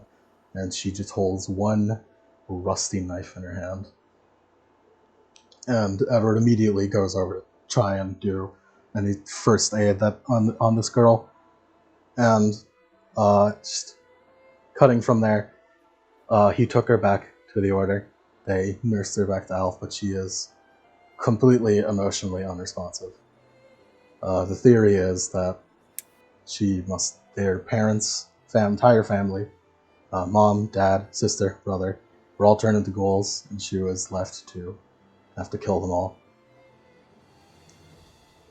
And it has left her completely broken. But Edward is not okay with that. So Edward does everything in his power to get the Order to reset her, to erase all of that, and to give her another chance. He uses the excuse that obviously she's a good hunter, since she managed to take down 4 ghouls on her own. But Edward knows deep inside that it's not because of that. It's because this isn't fair. And so, it goes through. Her mind is completely wiped, and her entire history before now hidden, only to be known by Edward and the Order. And Edward gives her new name, Margaret. Margaret Cross. And she ended up being a pretty damn good hunter. And as a result of her unfortunate experience and mind wiping to reset, she has come with side effects of premonitions, which are pretty useful, but terrifying all the same to Edward, if she ever one day found out about this. But they'd go on, him as her superior, and her as his protege, all the way to the end of their lives. So Margaret, you are aware of all your memories now, here at the end of nothingness, where you don't know where your body begins and you don't know where your body ends. And time asks you one thing. Do you accept this fate? The fate of me drowning? Well, I'd be fine with accepting myself drowning. But everyone else being pulled under? Now that's something I just can't accept. All I right. have no care for my previous memories. As far as I'm concerned, they happened to someone else. My name is Margaret Frost and always has been. I'm a member of the Order, and it's my duty to save everyone I can. All right. Oh, I need water. Hey, let's go to our main man, Will. Ready? Will, unlike everyone else, we will not start at the beginning of your life. We are fairly recent in your history, actually. We are at the inception of your accident. You are in the lab one dark night, and you are messing around with things you shouldn't be messing around with. Not only science that isn't supposed to be allowed, but occult that isn't supposed to be allowed. Rituals, demonic, satanic perhaps, a lot of that kind of stuff. And you have created something. A gas of some sort, a gas of pure concentrated curse energy. Not curse energy, but curse, the idea of curses concentrated into a gas. And this thing, well, frankly, you have no idea what it does.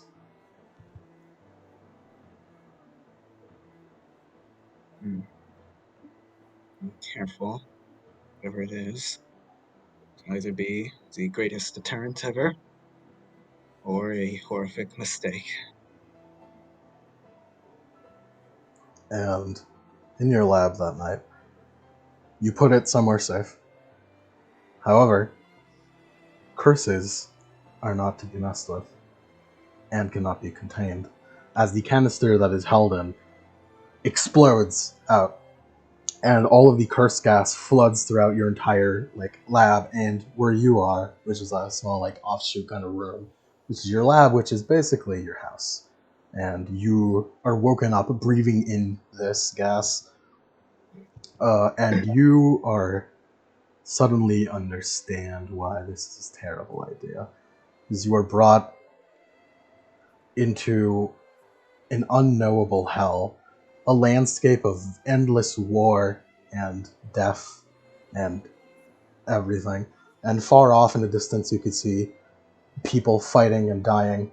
You could see every war that has happened or will ever happen happening all at once right now in this land right here. If you had to describe it, this is hell. This is the only thing you could possibly comprehend it as. And in front of you is one burnt corpse, currently alive, standing high above there. And it wants one thing, and that is an accessway, a door, a body, your body. What do you intend to do with it? Whatever it wants. Why? Why would I ever give it?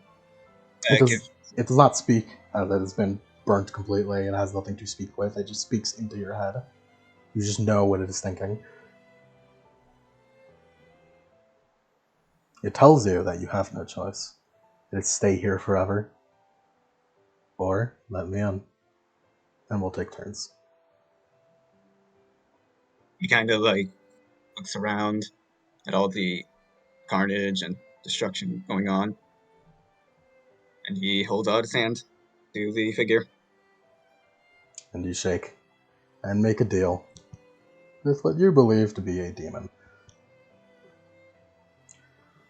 After that, you wake up. The curse gas has become not curse gas. All the curse has been taken somewhere. You're not sure where. But the leftover gas is extremely painful and causes you immense pain and rash and burns your eyes. And you just have to leave immediately and get out of the house. And you know, this will be used. There's no way it won't be used.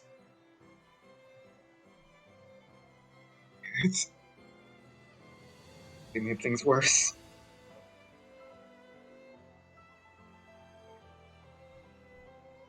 So, left with only one option. Do your best to get all your plans, put them all in one place, set on fire, set the entire house on fire, and you flee this country. Because you know that if you are caught, you will be put back to it. To create something that is awful for this world entirely. And that is how you ended up on the Titanic.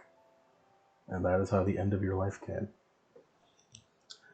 And again, you are in a place of nothingness. You don't know where your body begins or your body ends. And you, by time, the specter, the embodiment of it, you are asked one question. Do you accept this fate?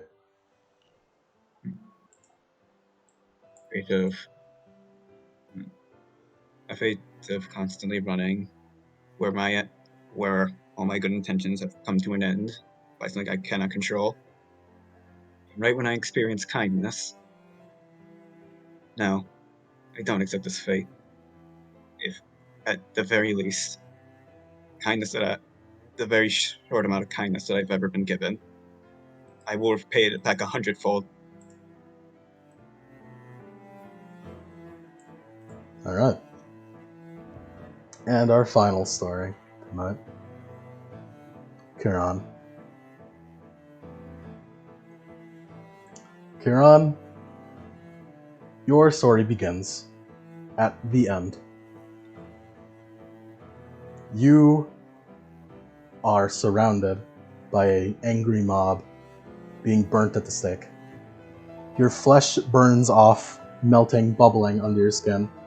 And it is torment, unending pain.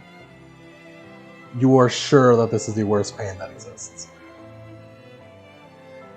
And even worse is knowing that you are not alone in this pain.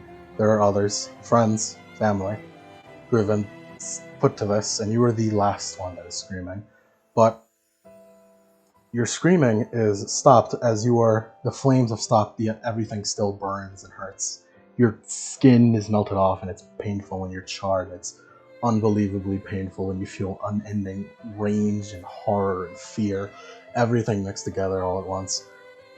However, you can still just see through your almost melted eyes what has happened. The angry mob has been dispersed completely by a gust of wind, and all the pikes and torches and big piles that you were being burned on have been destroyed by one man. A man with flowing, silvery white hair and a very well-dressed. As he bends down to hold you. You cannot speak. You can only think, but for some reason you feel like he understands what you're thinking. And he asks you, my child, do you feel unloved?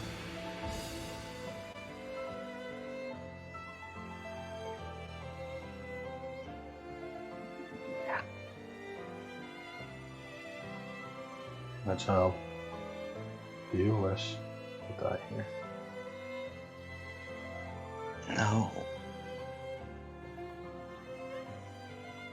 Young one, do you be willing to become something that is not human, to live on from this?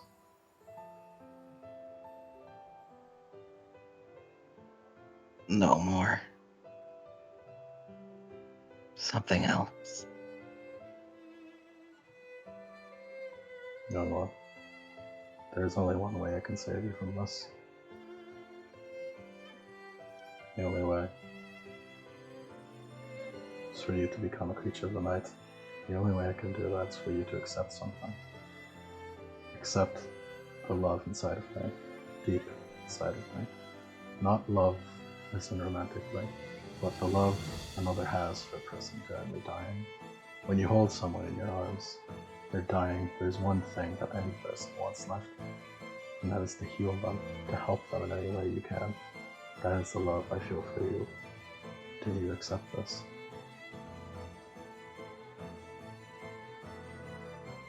Yes.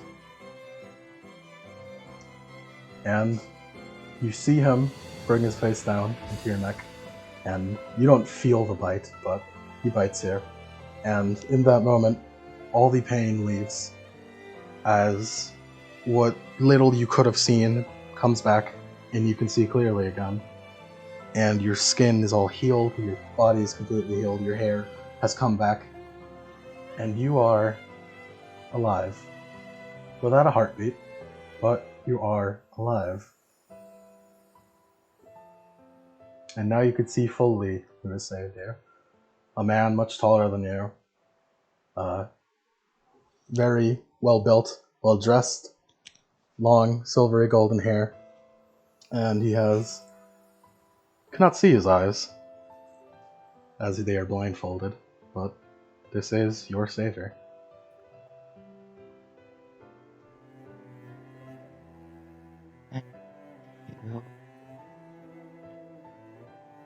Are you alright? I am now. Kind of like holds you to like not look behind you. Don't look behind you. Okay. Let's go. I have a lot to teach you. Nods. And so you went off into the night, and you'd live your life for a good long while, a couple 100 years with him.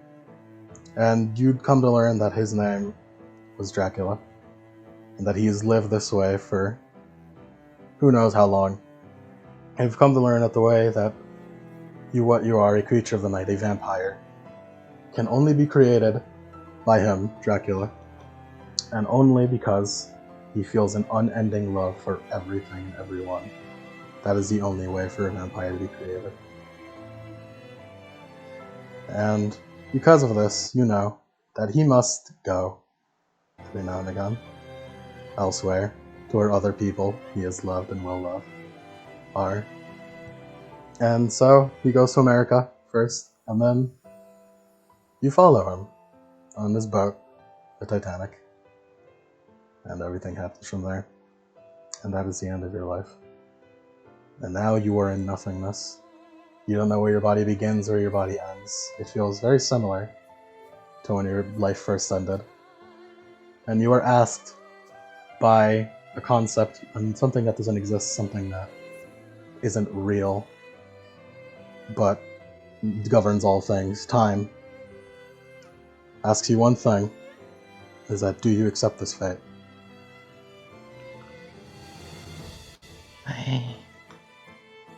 I want to see Dracula again.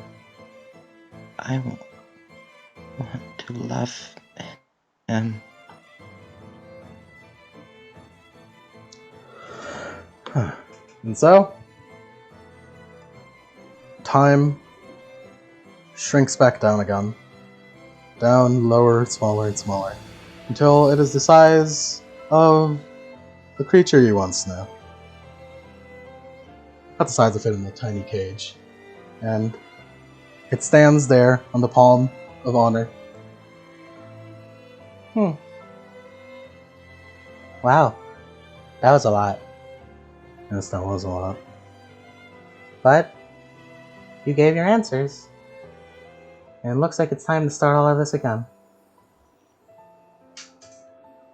Yes, all of this again. Do you think they'll do anything different this time, Honor?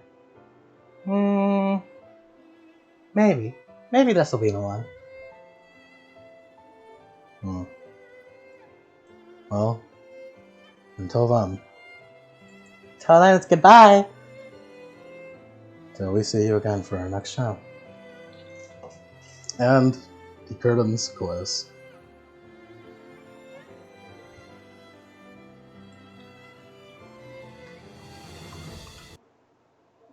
You're not done See yet. you around, Honor and Glory. Yeah. Yep, I'm crying. Yeah. I'm crying. Next shift. Hold on. There's one thing left to do. A grand encore. Yay! Let's No, go. but wait, this isn't the special ending. And Yeah, so, you need the bonus. And so the wreck of the Titanic comes back out backwards. Every single event that has happened, all back to the beginning. And Honor and Glory come back out from deep out behind the curtain. Well, you see, there's one thing we should mention. Yes, this doesn't make sense without explaining it. I'm tired of explaining it every time. Yes, me too. You see, time is linear. And because time is linear, you can't turn back time. So, what we do is take this moment out of time, out of existence. And until you guys can fix it, It exists in a pocket of time, moving forward to the linear time until you can save everything and fix it. we don't know when it'll be fixed. We've been here a while. I just hope you guys could do it one day. Well, that's the explanation. Bye bye! And that's the end of the session. Well played. Okay, that was pretty cool. That was pretty cool. That was Well pretty played. cool. Let's fucking go! Monster of the Week is a game about flashbacks, baby! I challenge my fate, motherfucker! Woohoo, we did it, guys! And just like that, the Titanic party went way up in my books in terms of fucking badassery. So yes, this is not the first time you have done this. May not be the last either, but It may not be the we're gonna last. go- we want our fucking run back, Cthulhu. We're gonna beat your ass. So the reason that the Titanic was never found and no survivors are there is because they're still living it. They're still in there. One of these goddamn days, we're gonna do it. It is an ever-looping, area in the ocean, and anyone who enters there ends up in a time loop. Just like the Germans. Just like the Germans, and just like this weirdo future robot. Just like Atom. So Atom and the Nazis are now a constant that has been added in. It Mhm. happens every time. Yes. We just gotta keep pouring in party members, guys.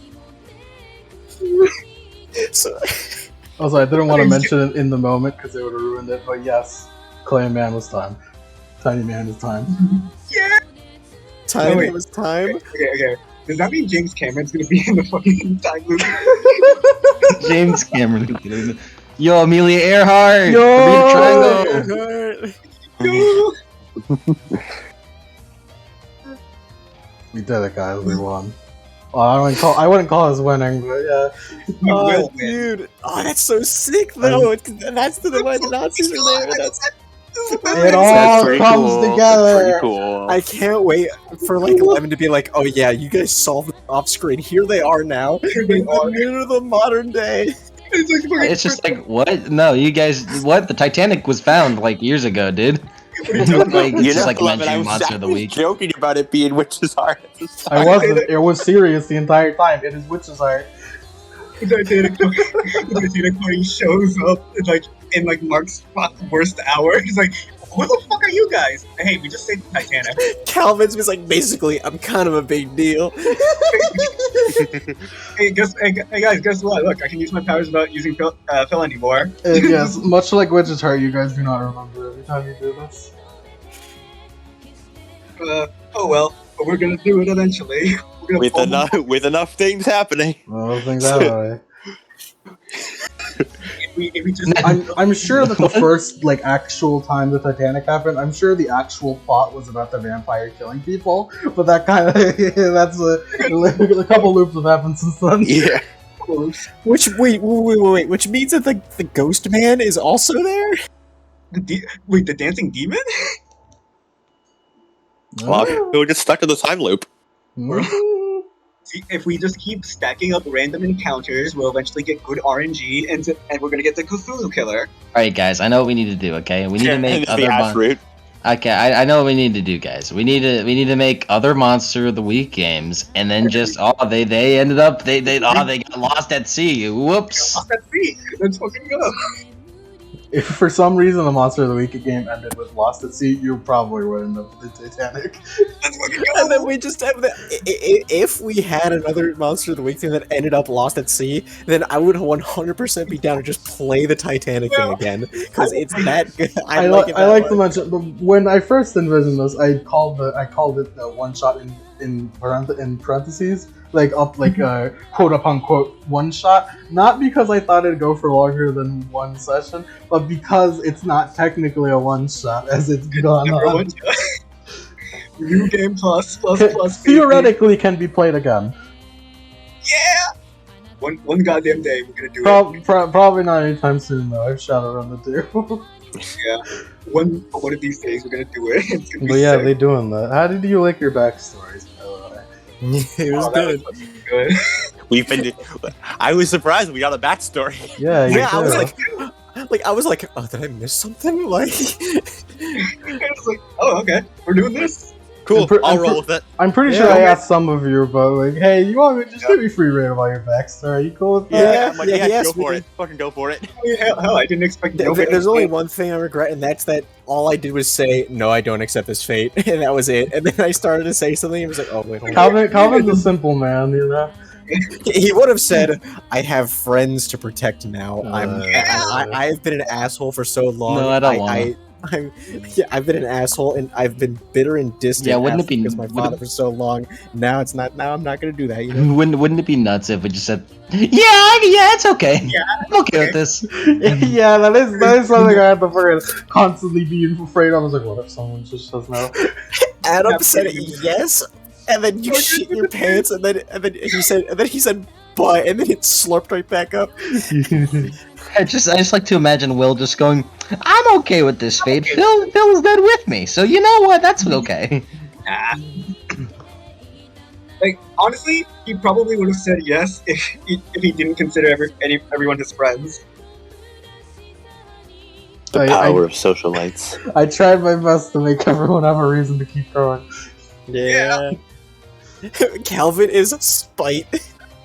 Let's fucking go. Aw, Leclerc. Look at her. Man, I love this ending theme so much. It's really good. We just have to make. So, oh, go on. We had to make like a party of uber tier fucking badasses, and then just throw those fuckers into the ocean so they get caught in the Titanic loop, and then they're just gonna just play Doom Patrol. as they- Well, obviously someone had that idea. They threw you a cyborg robot. A cyborg Okay. samurai robot. Our But answer is he straight up send said, more. I can't tell you. Yeah, send more. All that has to happen is Adam just has to say, yeah, I'll tell you guys everything. Well, And maybe. that's the plot of Witch's Heart. Yeah, that's the one we're just That's the plot of Witch's Heart. Wait, okay, I just had an idea.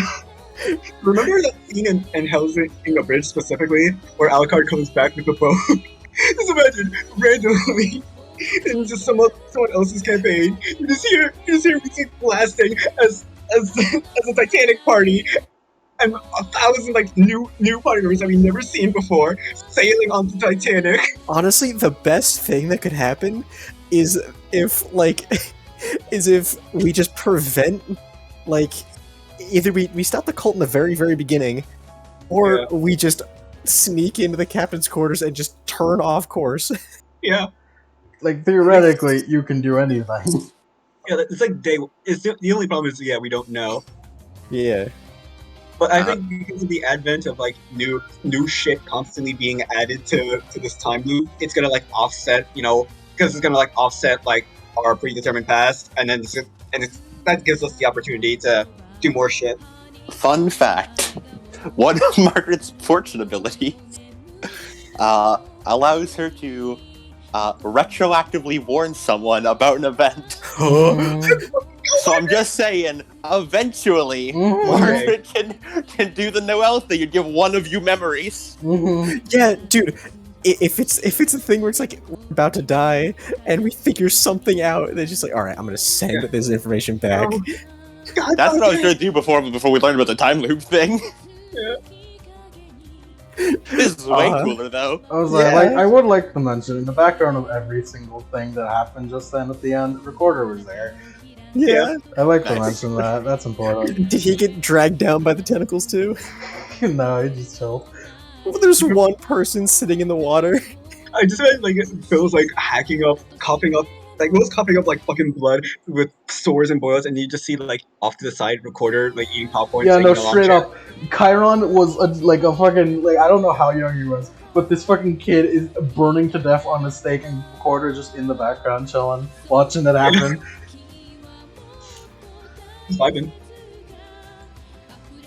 This awful fashion taste, by the way. It's pretty bad. It's not very good. He has thigh-high fucking boots. It's not very good. He has thigh-high boots with dress pants on. Yeah. We won. You won. Did you? You won. We will You win. won. We will win You will win. eventually. Yeah. One of these days you'll win. You put a monkey in a typewriter for long enough, and he'll write Shakespeare. I'm glad I finally got to the end of this because fucking goddamn. Well, one of these It guys was totally worth it. was well worth the wait. Now I'm just imagining one loop. Will just gets tired of Phil Shen. It's like, you know what? Fuck you. I'm taking your powers and leaving you. I'm out of here. Out of here. I really hope at one point there's just like a dire moment in one Monster Week thinking that just on the coast or something, and then the Titanic rolls up, the ghost ship Titanic, as everyone stands on the bow and looks cool. You see like Margaret wearing like the captain's coat over like a cave, holding an axe, with one This is arm. why I constantly make jokes about time being linear, because time is actually linear in Monster Week. It cannot be We can't- affected in any way. It is a straight line and it does not stop. So you have to come up with make-arounds for it. Wait, so little man was time, Yeah. and I guess that explains why he was screaming all the time. But she time. But what was that eye thing then? He couldn't see. Couldn't see. Couldn't say. Couldn't see. He needed his full body. Wait, didn't one of us have a different crank? Yeah. That sounds like a problem for another person's route. Yeah, that sounds like a peak. Because I thought we got like two different cranks. I was like, oh, we're gonna use this crank to open up a door or something. You probably were while I was having it, so I probably forgot. Like I wrote everything that Calvin had down. He had the rusty crank and he had the skeleton key, and that's all he got in this route. Chiron had nothing. Because Chiron is a passive person. Y'all want to see a fun character? Yeah. Sure. Who is it? Who is it? Oh my god, who is it? Show it. Who is it? Oh my god, show it. could it be the only person who could be a character? Oh my god, it's Dracula. Dracula, there it is. Dracula. Dracula is a cool dude. I like him a lot. Dracula. Look at that! Dude, look at He that! looking styling. Look at those sunglasses. Dracula Look at exists that into the modern times, by the way. Yep, he's around somewhere. He wears shitty Hawaiian shirts. I love him. just like you. Yeah, just like me. I am Dracula. It's just like me, for real. Just like me, There's for real, actually for a real. documentary. Look No, at Lemon's like, Lemon's self-insert over here. It's He's got white Lemon's- hair, wears Hawaiian shirts, has glasses on. Yeah, Lemon's that's just, like, I'm actually- myself insert as Dracula, yeah. There's like, actually, I'm Dracula, and this entire thing you were playing, it was actually a documentary. It's happening right now. Yep. Dude, Calvin coming back, come to see that the movie industry is thriving right now. He could, Yeah. Calvin is Leonardo DiCaprio. He plays Jack in the Titanic movie. he does. He just You will? I bet it's something really fucking stupid. Will uses curse gas like fucking purple haze. shit! just Titanic to- came out in '97. Just to point out, just for the record, Chiron, whenever they come out, Chiron is really hoping Dracula remembers him. Dracula remembers everyone, don't worry about it. I'm sure, but he's still really open. I also really like the vampire Laura came up with. It's very good. It's really cool. I wanted something like a little bit more than Chronicles of Darkness vampires, because I can't just take from that, because Yeah. that's a whole thing. They exist in the multiverse, so I had to come up love. Love. Vampires Pretty have cool. love, which is weird. Okay. Yeah. And something that which came to my attention is like, oh, Dracula's Jesus. Dracula's Jesus. Oh, wait. Since he loves everyone What? unconditionally, he's Jesus. Oh my god. Jesus is a vampire. Let's go. Yeah, I can't believe it. Also, I just remember when slash if we get out, when it's like, alright, what the hell have we missed? It's like, oh hey, looks like my ex Adolf actually did something. Let's see what he did. What the Oh fuck? no. Oh no. Man, it looks like during some passionate hypothetical smooching, some cursed energy fucking got out. No, I think it's more like, man, he really took the breakup badly. He took the breakup badly. Took it terribly. Also, what are you talking about? No one ever said it was Hitler. No one ever said it. It's never just said it's just a German art student named Adolf. Yeah. I'm just saying he took the breakup badly. Dude, there's a lot of people named Adolf who are in Germany. It could be anyone.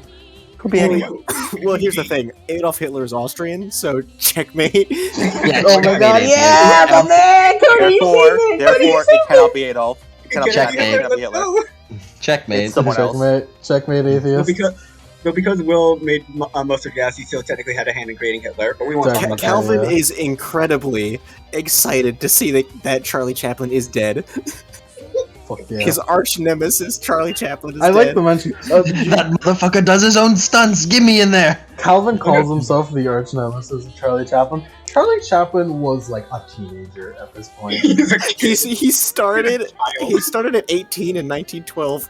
Yeah. Mm-hmm. He started this year. No, in 1910. He's in 1910. Charlie Chaplin is like 21 big enough now. In Calvin's that like- time.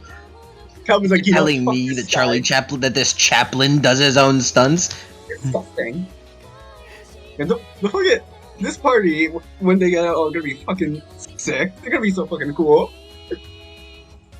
Yeah, I get to be with my hopefully boyfriend. A lot of gays on this ship. No, you know what it is. You know what it is? It's like that one SCP of the VHS of like that one that one basketball game, which people have become aware that it's a time loop, Look, they've started like making cults and like sacrificing things. We're busting out. look. Chiron will go for anything. Dracula's just priority one.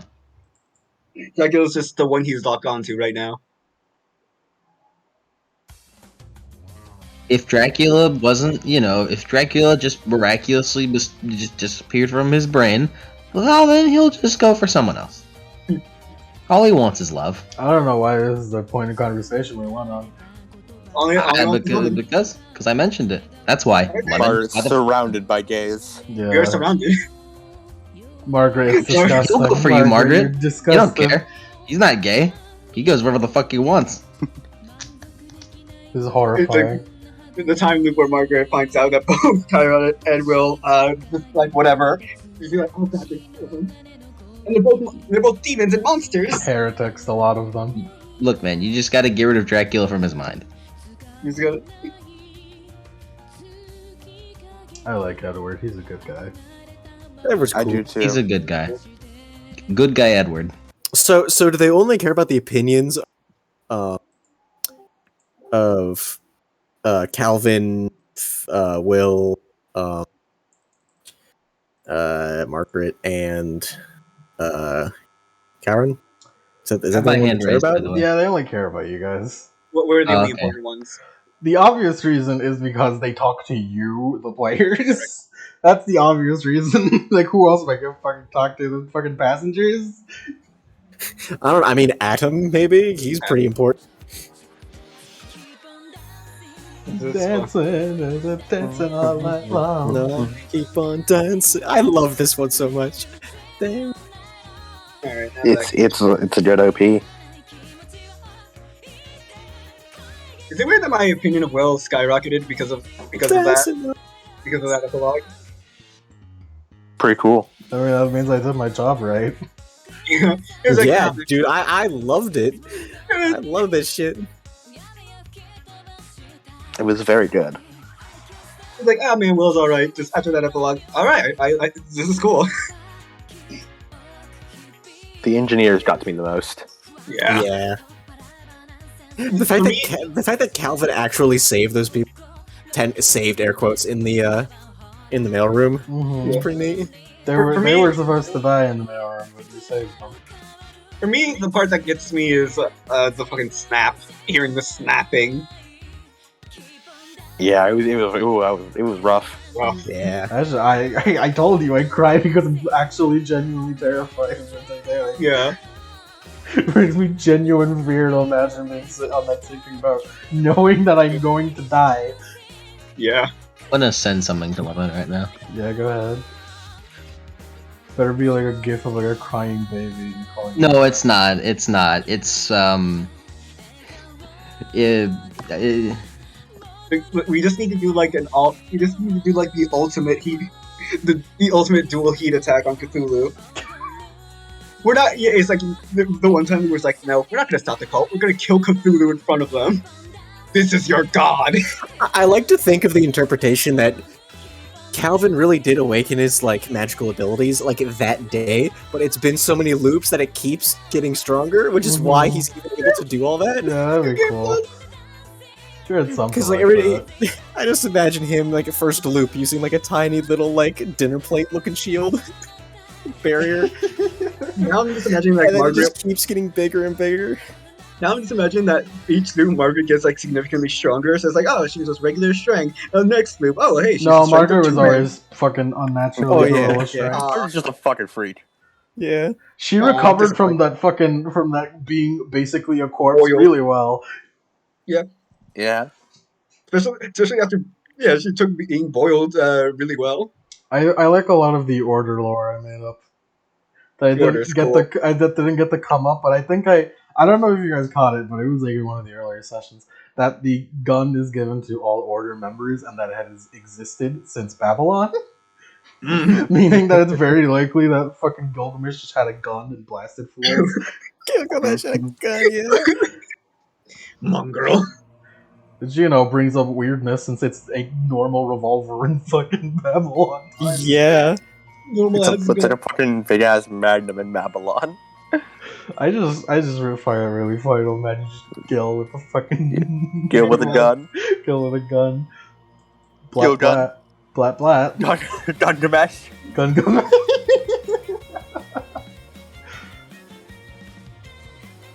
They're like the Illuminati, but like better. Yeah, what's up? I'd like to just say I apologize if this is a bit much for you. Mm-hmm. I just wanted to let you know. Yeah, I apologize if it's a bit much. I'm sorry about that. It's okay. Yeah. What? I worry. was considering changing it, but No, it's fine. What? Don't worry about it. Don't worry about it. it's okay. It's It's okay, yeah. Mike. I love you, bro. Love you too. That's enough of that. Y'all wanna That's enough say of that. something? That's enough of that. Y'all want to say I like something? Gil with a gun. That's good. You have any questions for Honor and Glory before I have to go back? Honor and What? glory, dude. Can we do an estimate on how many loops we've been through so far? I don't know how to count. Yeah. That's fair. What? What about the other one? Can you count? I don't want Can we- to count. Can we actually like kill Cthulhu, or is it just better for us to kill the cultists first before that happens? If you tried hard enough. All we have to do is just fight our way to like Sure. past the captain and everything, spin the wheel like in a large arc, and then just that's it. Question is, who's Margaret gonna give the memories to? Dude, all we gotta do is change it 1 degree, dude. 1 degree. That shit'll be miles off. That would not work. I'll tell you right now. It's because the iceberg was drawn to you through culture. Moving. Alright, let's call shenanigans. Kill the cultist, then kill. Yeah, we gotta fucking kill Just all them. depends on who Margaret who's the one that Margaret accidentally gives memories to. See, here's the thing. You also It All could we just- gotta it do could is just- she just force give it our herself. way force our way into the room. I Susan? choose to believe that she does give it to herself, and that's the vision she sees at the start. That's what I choose to believe. Yeah. Yeah. Any other questions? What's the worst we've ever done? How wrong is it gone? I'd say the worst it's ever gone is Calvin misses the jump at the beginning of the session and falls into the ocean. No. First loop. He has no idea about his powers. He falls. Immediately falls, breaks his neck on the dock, falls into the ocean. I'd say that's probably the worst it's ever gotten. Is that it? Is it only Calvin? I'm sure some bad shit happened with Mark. Mark and Utter probably got eaten by fucking Yeah, at got some eaten. point. That felt was just on forever. Will he just shut himself to death? You guys were okay. And Kyron was just like, if I could make you to vampires, I think I could. I think I probably would. And then for some reason, there's a gap in our memory where we become vampire. Okay? Yeah, Honor, go. Is this the best run so far? Or did we do better sometime before? You've done better. God damn it! We need this. We need a new high score. Let's go. On a scale of 1 to 100, how would you rate this run through?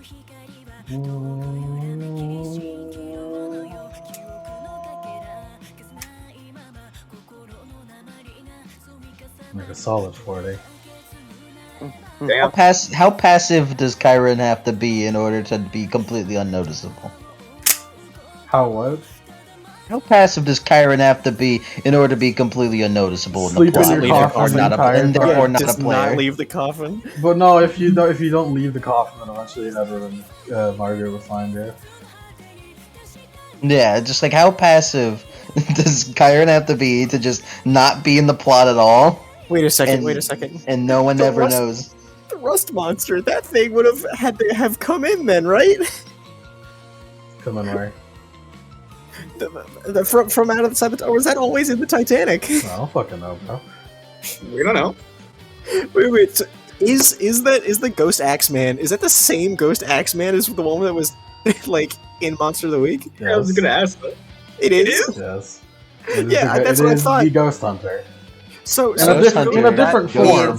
In a different The Ghost form, Hunter. considering he can, drown. The Ghost Hunter goes where the Ghost Hunter wants to go. It's Here's Ghost the Hunter. thing. That either means 1, the Ghost Hunter gets trapped after Monster of the Week and is stuck there, or 2, we are freed before Monster of the Week starts. That's fucking. That's for you to decide.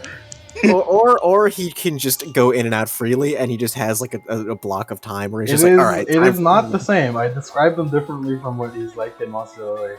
Properly. Okay, It's so kinda like- so it's two different ghost hunters. They're just pretty much the same. It's basically a Ghost Hunter alter. There's a race of ghost hunters. Probably, man. Simple. Race Okay. of ghost hunters. It's simple. Do you think? Honor Glory, do you think I could wrestle Cthulhu, and successfully? No. Aw. You think? How much? Well, you know what? What if I just kill everyone? Okay. What if I just eat everyone? How about that, huh? What if I just eat everyone? You did that. It was kind of funny. That's the Witch's Heart ending where you swap roles with Ash. Yeah. What if? And Sirius fucking murders everyone at the start. How much Yeah. cheese can I? How much cheese can I eat before I without shitting myself for an entire day? What was the limit of chicken nuggets for that guy? What was it, like Like 420 cents? 412. Yeah, 400. 412 is the cheese limit.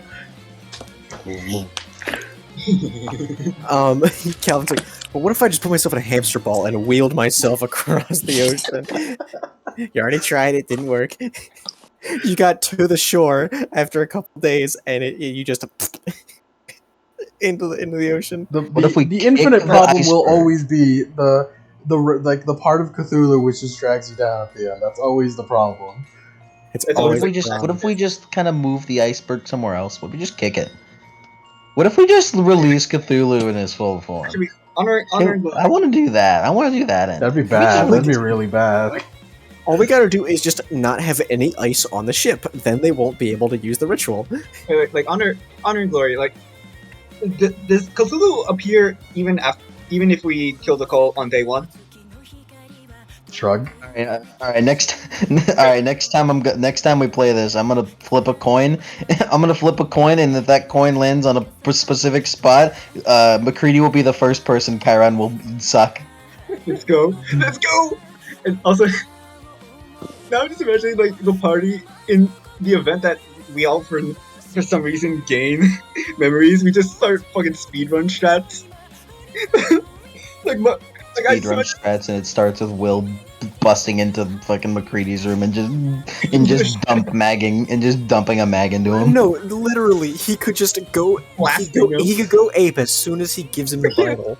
like as soon he or just push him over the edge. Push him over the edge. What if I just fucking kill him? How about that? Under Delari, how many times have we killed each other? Oh, Who has won the most? Who has won the most inter-party fights? I feel like Margaret and Chiron is probably the answer. Mm-hmm. You can't really, but I mean, you can't really consider Chiron into the party. I had like a vivid image of like She's as much part, or he's as much part of the party as Ash is part of the party from the start gang. Also, I just got the vivid image of Margaret backwards long jumping through into the cult room and like facing through. There is one funny thing. I'm surprised. Like, if any of you knew more about boats, you totally could have skipped the door puzzle. If you had known more about boats, you would know that every chamber at the bottom of his boat has an extra emergency exit door in case it floods and people are trapped inside. It's all the way at the top. They can open it and exit through there, which means you could enter through there. So we really could just bypass that whole door puzzle to get into the cult room and kill the cultist. So of course, only I would know this because I'm a fucking nerd and I read everything about the Titanic. Dude, I respect it. I respect the grind. I researched too much. It brought me pain.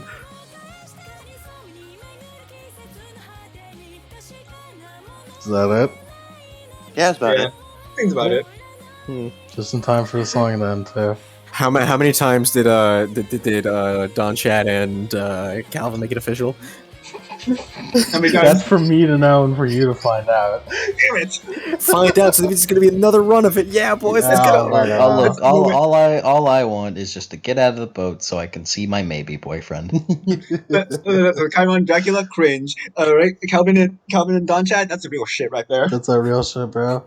He literally comes, Calvin, and exits the boat. Women are driving? Women are allowed to drive? Women should not be allowed to drive trucks. This is the yeah. The fact that he turned into a robot way as he said that makes it infinitely funnier. It makes it all look better. Now I'm gonna end it.